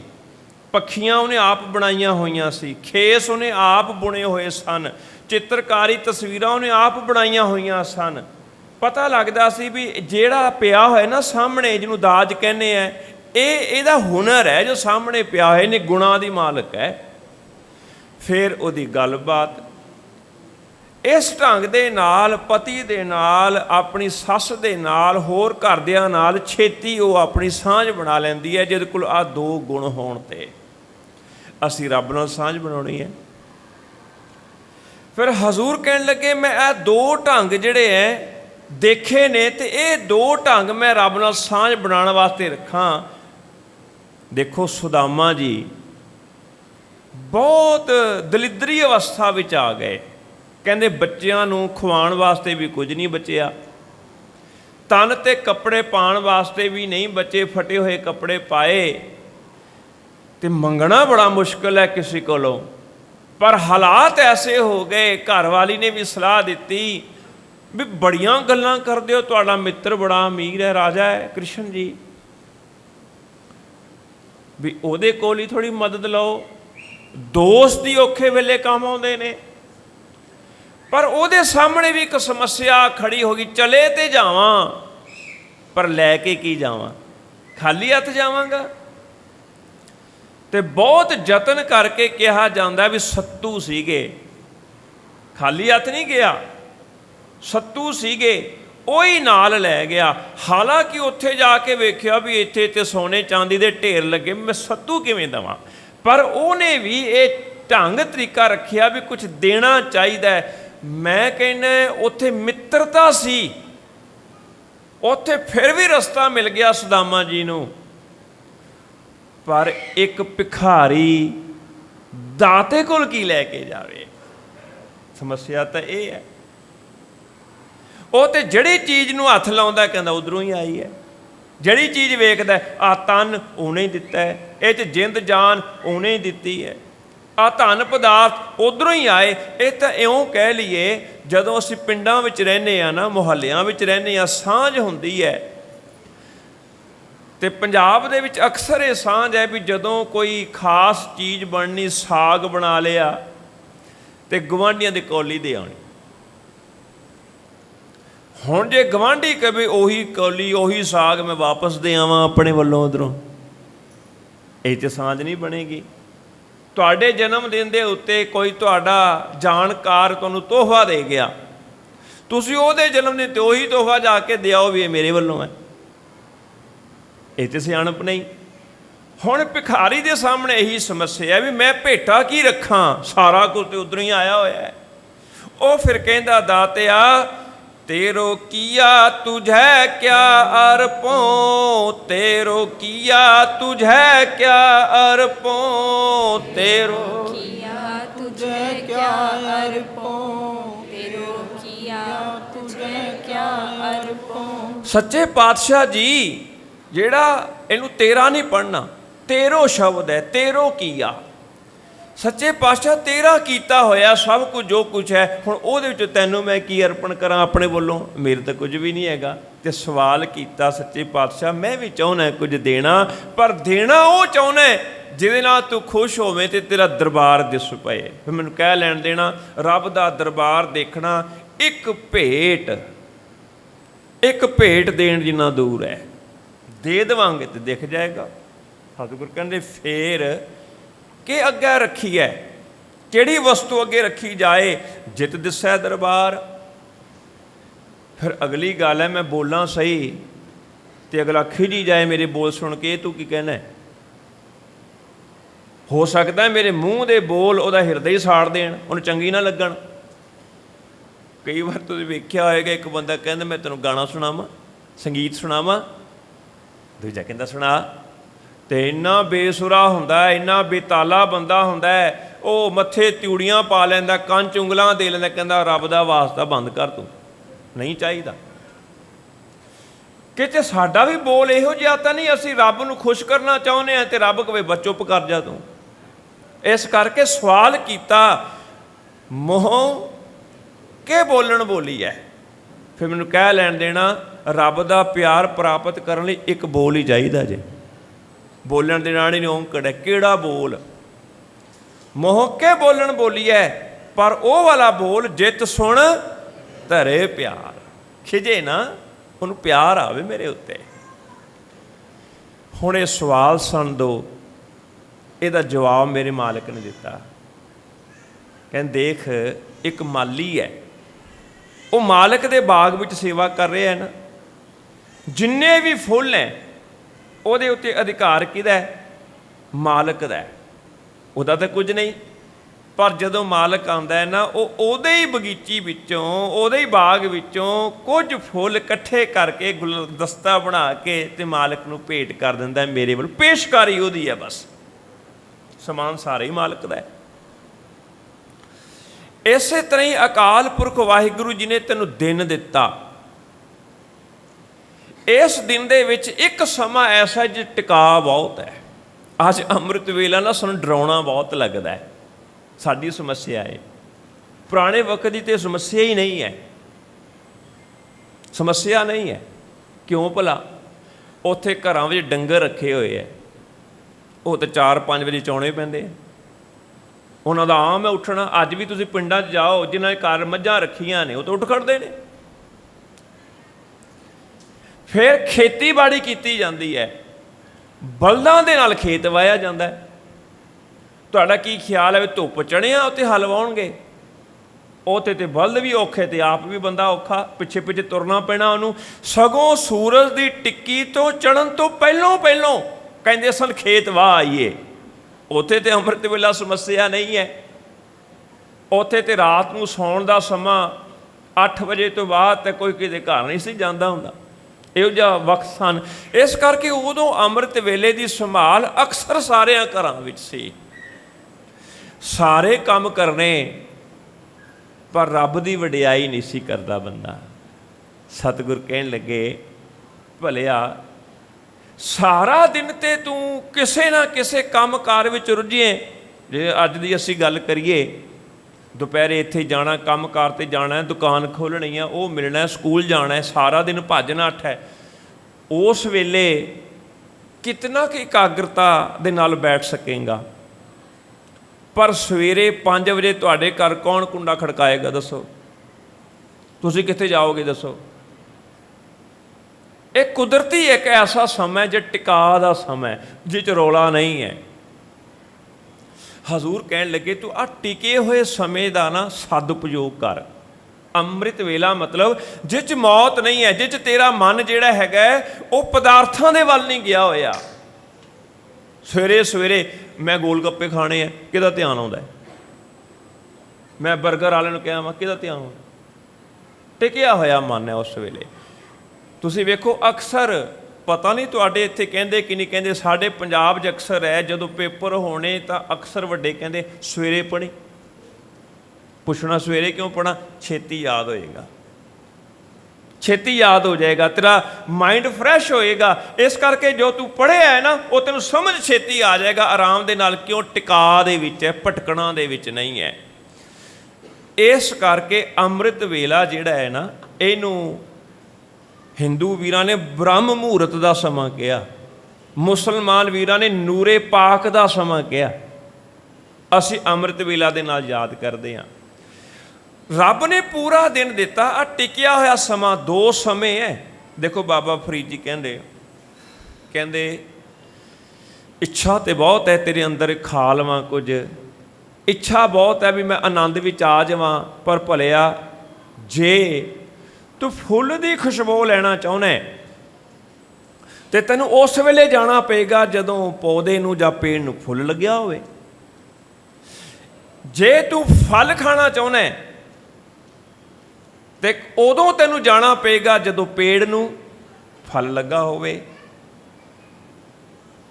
ਹੁਣ ਬਿਰਤੀ ਤੇ ਸਾਡੀ ਹੈ ਨਾ, ਸਾਡੀ ਬਿਰਤੀ ਕਰਕੇ ਸਾਨੂੰ ਉਹ ਚੀਜ਼ ਪ੍ਰਾਪਤ ਨਹੀਂ ਹੋ ਰਹੀ। ਉਸ ਸਮੇਂ ਬਾਬਾ ਜੀ ਕਹਿਣ ਲੱਗੇ ਪਹਿਲੇ ਪਹਿਰੇ ਫੁੱਲੜਾ, ਪਹਿਲੇ ਪਹਿਰੇ ਫੁੱਲੜਾ। ਪਹਿਲੇ ਪੈਰ, ਰਾਤ ਦਾ ਪਹਿਲਾ ਪੈਰ, ਜਦੋਂ ਅਸੀਂ ਸੋਦਰ ਬਾਣੀ ਦਾ ਜਾਪ ਕਰਦੇ ਹਾਂ। ਕਿਉਂਕਿ ਅੰਮ੍ਰਿਤ ਵੇਲੇ ਸਵੇਰ ਦੀ ਗੱਲ ਨਹੀਂ ਹੈ, ਸ਼ਾਮ ਨੂੰ ਵੀ ਚੇਤੇ ਰੱਖਿਓ। ਉਹ ਵੀ ਟਿਕਿਆ ਹੈ, ਸਾਰੇ ਕੰਮ ਕਾਰ ਕਰਕੇ ਵਾਪਸ ਆ ਰਹੇ ਹਾਂ ਘਰ। ਹੁਣ ਕੋਈ ਚਿੰਤਾ ਨਹੀਂ, ਇੱਧਰ ਜਾਣਾ ਉੱਧਰ ਜਾਣਾ, ਟਿਕਾ ਆ ਗਿਆ। ਰਾਤ ਦੇ ਪਹਿਲੇ ਪਹਿਰ ਦੇ ਵਿੱਚ ਵੀ ਅਸੀਂ ਸੋਦਰ ਬਾਣੀ ਦਾ ਜਾਪ ਕਰਦੇ ਹਾਂ। ਆਪਾਂ ਗੁਰਦੁਆਰਾ ਸਾਹਿਬ ਜਾਂਦੇ ਹਾਂ, ਧਰਮ ਦੇ ਨਾਲ ਜੁੜਨ ਦਾ ਯਤਨ ਕਰਦੇ ਹਾਂ। ਇਹ ਪਹਿਲਾ ਪਹਿਰ ਸਮਝੋ ਜਦੋਂ ਫੁੱਲ ਹੈ, ਖੁਸ਼ਬੂ ਮਾਣ ਕਰਨਾ ਚਾਹੀਦਾ ਹੈ। ਫੁੱਲ ਤੋਂ ਬਾਅਦ ਹੀ ਫਲ ਬਣਦਾ ਹੈ। ਇਹ ਫਲ ਕਦੋਂ ਬਣੇਗਾ? ਪਹਿਲੇ ਪਹਿਰੇ ਫੁੱਲੜਾ, ਫਲ ਭੀ ਪੱਛਾ ਰਾਤ। ਪਿਛਲਾ ਪਹਿਰ ਰਾਤ ਦਾ, ਜਿਹਨੂੰ ਅੰਮ੍ਰਿਤ ਵੇਲਾ ਕਰਕੇ ਜਾਣਿਆ ਜਾਂਦਾ ਹੈ। ਹੁਣ ਜੇ ਤੂੰ ਫਲ ਲੈਣਾ ਚਾਹੁੰਦਾ ਤਾਂ ਉਸ ਵੇਲੇ ਦੀ ਸੰਭਾਲ ਕਰ। ਸਾਫ਼ ਵਚਨ ਕਹੇ, ਜੋ ਜਾ ਗਨ ਲਹਨ ਸੇ ਸਾਈਂ ਕੰਨੋ ਦਾਤ, ਸਾਈਂ ਕੰਨੋ ਦਾਤ, ਸਾਈਂ ਕੰਨੋ ਦਾਤ, ਸਾਈਂ ਕੰਨੋ ਦਾਤ। ਹੁਣ ਸਾਈਂ ਕੋਲੋਂ ਦਾਤ ਲੈਣੀ ਹੈ ਤੇ ਇਹ ਸਮੇਂ ਤੂੰ ਸੰਭਾਲ। ਬਾਬਾ ਜੀ ਪਤਾ ਕੀ ਕਹਿੰਦੇ? ਉਹ ਕਹਿੰਦੇ, ਫਰੀਦਾ ਪਿਛਲ ਰਾਤ ਨਾ ਜਾਗਿਓ ਹੈ, ਜੀਵੰਦੜੋ ਮੋਇਓ ਹੈ। ਤੂੰ ਜਿਉਂਦਾ ਹੋਇਆ ਨਹੀਂ, ਜਿਉਂਦਾ ਹੋਇਆ ਤੂੰ ਮਰਿਆ ਹੋਇਆ, ਇੱਦਾਂ ਸਮਝ। ਜਦੋਂ ਦਾਤ, ਹੁਣ ਦੇਖੋ ਪ੍ਰਸ਼ਾਦ ਵੰਡਿਆ ਜਾਣਾ, ਪ੍ਰਸ਼ਾਦ ਵੰਡਿਆ ਜਾਣਾ, ਜਿਹੜਾ ਹੋਏਗਾ ਉਹਨੂੰ ਪ੍ਰਸ਼ਾਦ ਮਿਲ ਜਾਏਗਾ। ਤੇ ਬਾਬਾ ਜੀ ਕਹਿੰਦੇ, ਰਾਤ ਕਥੂਰੀ ਵੰਡੀ ਐ, ਰਾਤ ਕਥੂਰੀ ਵੰਡੀ ਐ, ਰਾਤ ਕਥੂਰੀ ਵੰਡੀ ਐ, ਰਾਤ ਕਥੂਰੀ ਵੰਡੀ ਐ। ਹੁਣ ਆ ਰਾਤ ਨੂੰ ਕਥੂਰੀ ਵੰਡੀ ਜਾਣੀ ਹੈ। ਸੁਤਿਆਂ ਮਿਲੈ ਨਾ ਪਾਓ, ਸੁਤਿਆਂ ਮਿਲੈ ਨਾ ਪਾਓ, ਸੁਤਿਆਂ ਮਿਲੈ ਨ ਪਾਓ, ਸੁਤਿਆਂ ਮਿਲੈ ਨ ਪਾਓ। ਹੁਣ ਜਿਹੜੇ ਸੁੱਤੇ ਹੀ ਰਹਿ ਗਏ ਉਸ ਸਮੇਂ, ਭਾਵ ਚਿਤਨ ਨਾ ਹੋਏ, ਮਾਇਆ ਵਿੱਚ ਹੀ ਗਲਤਾਨ ਰਹਿ ਗਏ, ਉਹਨਾਂ ਨੂੰ ਨਹੀਂ ਮਿਲਣਾ।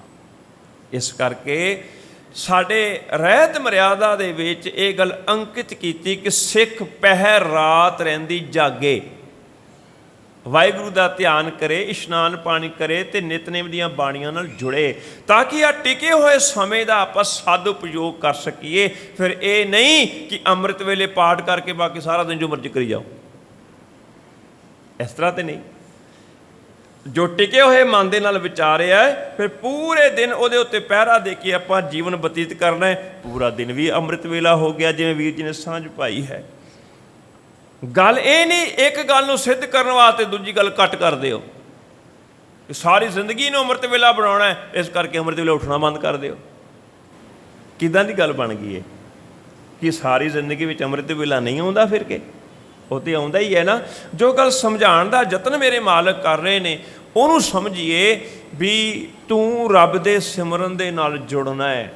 ਮਨੁੱਖ ਜਦੋਂ ਹੀ ਉੱਠਦਾ ਹੈ, ਉਦੋਂ ਖਾਣ ਪੀਣ, ਘੁੰਮਣ ਫਿਰਨ, ਪਹਿਨਣ ਦੀਆਂ ਗੱਲਾਂ ਕਰਨ ਲੱਗ ਪੈਂਦਾ ਹੈ। ਹਜ਼ੂਰ ਚਾਹੁੰਦੇ ਵੀ ਨਾ ਨਾ, ਤੂੰ ਸਿੱਖ ਬਣ। ਤੇ ਸਿੱਖ ਦੀ ਪਰਿਭਾਸ਼ਾ ਹੈ, ਗੁਰ ਸਤਿਗੁਰ ਕਾਜੋ ਸਿੱਖ ਅਖਾਏ, ਸੋ ਭਲਕੇ ਉੱਠ ਹਰ ਨਾਮ ਤੇ ਆਵੇ। ਉਦਮ ਕਰੇ ਭਲਕੇ, ਦੇਖੋ ਭਲਕੇ ਸ਼ਬਦ 2 ਵਾਰੀ ਆਇਆ, ਫਿਰ ਅੱਗੇ ਪ੍ਰਭਾਤੀ ਸ਼ਬਦ ਆਇਆ। ਹੁਣ ਇਹਦੇ ਅਰਥ ਅਸੀਂ ਕਿੱਧਰ ਨੂੰ ਕਰਾਂਗੇ? ਉਦਮ ਕਰੇ ਭਲਕੇ ਪ੍ਰਭਾਤੀ, ਇਸ਼ਨਾਨ ਕਰੇ ਅੰਮ੍ਰਿਤ ਸਰ ਨਹਾਵੈ, ਉਪਦੇਸ਼ ਗੁਰੂ ਹਰ ਹਰ ਜਪ ਜਾਪੈ। ਆਪਾਂ ਫਿਰ ਜੁੜ ਜਾਈਏ। ਹਜ਼ੂਰ ਕਹਿਣ ਲੱਗੇ ਆ ਭੇਟਾ ਰੱਖ ਕੇ ਰੱਬ ਨੇ ਦਿੱਤਾ ਅੰਮ੍ਰਿਤ ਵੇਲਾ, ਟਿਕਿਆ ਸਮਾਂ ਰੱਬ ਵੱਲੋਂ ਮਿਲਿਆ, ਤੂੰ ਆਹੀ ਸਮਾਂ ਰੱਬ ਵਾਸਤੇ ਰੱਖ ਦੇ, ਨੀਂਦ ਵਾਸਤੇ ਨਾ ਰੱਖ, ਆਪਣੇ ਆਰਾਮ ਵਾਸਤੇ ਨਾ ਰੱਖ। ਫਿਰ ਅੰਮ੍ਰਿਤ ਵੇਲੇ ਉੱਠ ਕੇ ਕਰਨਾ ਕੀ ਹੈ? ਮੇਰੇ ਵਰਗਾ ਉੱਠੇ ਤੇ ਕੱਲ੍ਹ ਦੀ ਅਖਬਾਰ ਚੁੱਕ ਕੇ ਬਹਿ ਜਾਏ ਜੋ ਪਹਿਲਾਂ ਹੀ ਪੜ੍ਹੀ ਹੋਈ ਸੀ, ਗੱਲਾਂ ਬਾਤਾਂ ਮਾਰਨ ਤੇ ਲਾ ਜੇ।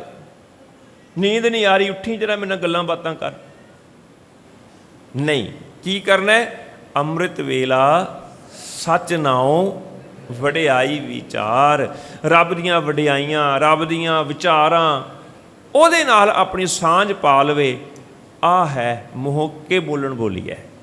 ਕਿਹੜਾ ਬੋਲ ਬੋਲਣਾ ਚਾਹੀਦਾ ਹੈ? ਰੱਬ ਦੀਆਂ ਵਡਿਆਈਆਂ ਦਾ ਬੋਲ ਬੋਲਣਾ ਚਾਹੀਦਾ ਹੈ। ਫਿਰ ਕਹਿ ਲੈਣ ਦੇਣਾ, ਰੱਬ ਦੀ ਸਿਫਤ ਕਰਦਿਆਂ ਕਰਦਿਆਂ ਅਸੀਂ ਰੱਬ ਵਿੱਚ ਸਮਾ ਜਾਵਾਂਗੇ, ਰੱਬ ਸਾਨੂੰ ਮਿਲ ਜਾਏਗਾ। ਇਸੇ ਕਰਕੇ ਮੇਰੇ ਮਾਲਕ ਨੇ ਇਸ ਪੌੜੀ ਦੇ ਵਿੱਚ ਸਮਝਾਇਆ, ਜੇ ਤੂੰ ਰੱਬ ਦਾ ਦਰਬਾਰ ਦੇਖਣਾ ਚਾਹੁੰਦਾ ਹੈ, ਆਪਣੇ ਜੀਵਨ ਵਿੱਚ ਰੱਬ ਜੀ ਦੇ ਸਿਮਰਨ ਨੂੰ ਥਾਂ ਦੇ, ਤਾਂ ਕਿ ਤੇਰਾ ਲੋਕ ਤੇ ਪਰਲੋਕ ਸਵਰ ਸਕੇ। ਸਮਾਂ ਸਮਾਪਤ ਹੈ, ਹੋਈਆਂ ਅਨੇਕ ਭੁੱਲਾਂ ਲਈ ਦਾਸ ਖਿਮਾ ਦੇ ਜਾਚਕ ਹਨ। ਫਤਿਹ ਪ੍ਰਵਾਨ ਕਰੋ ਜੀ।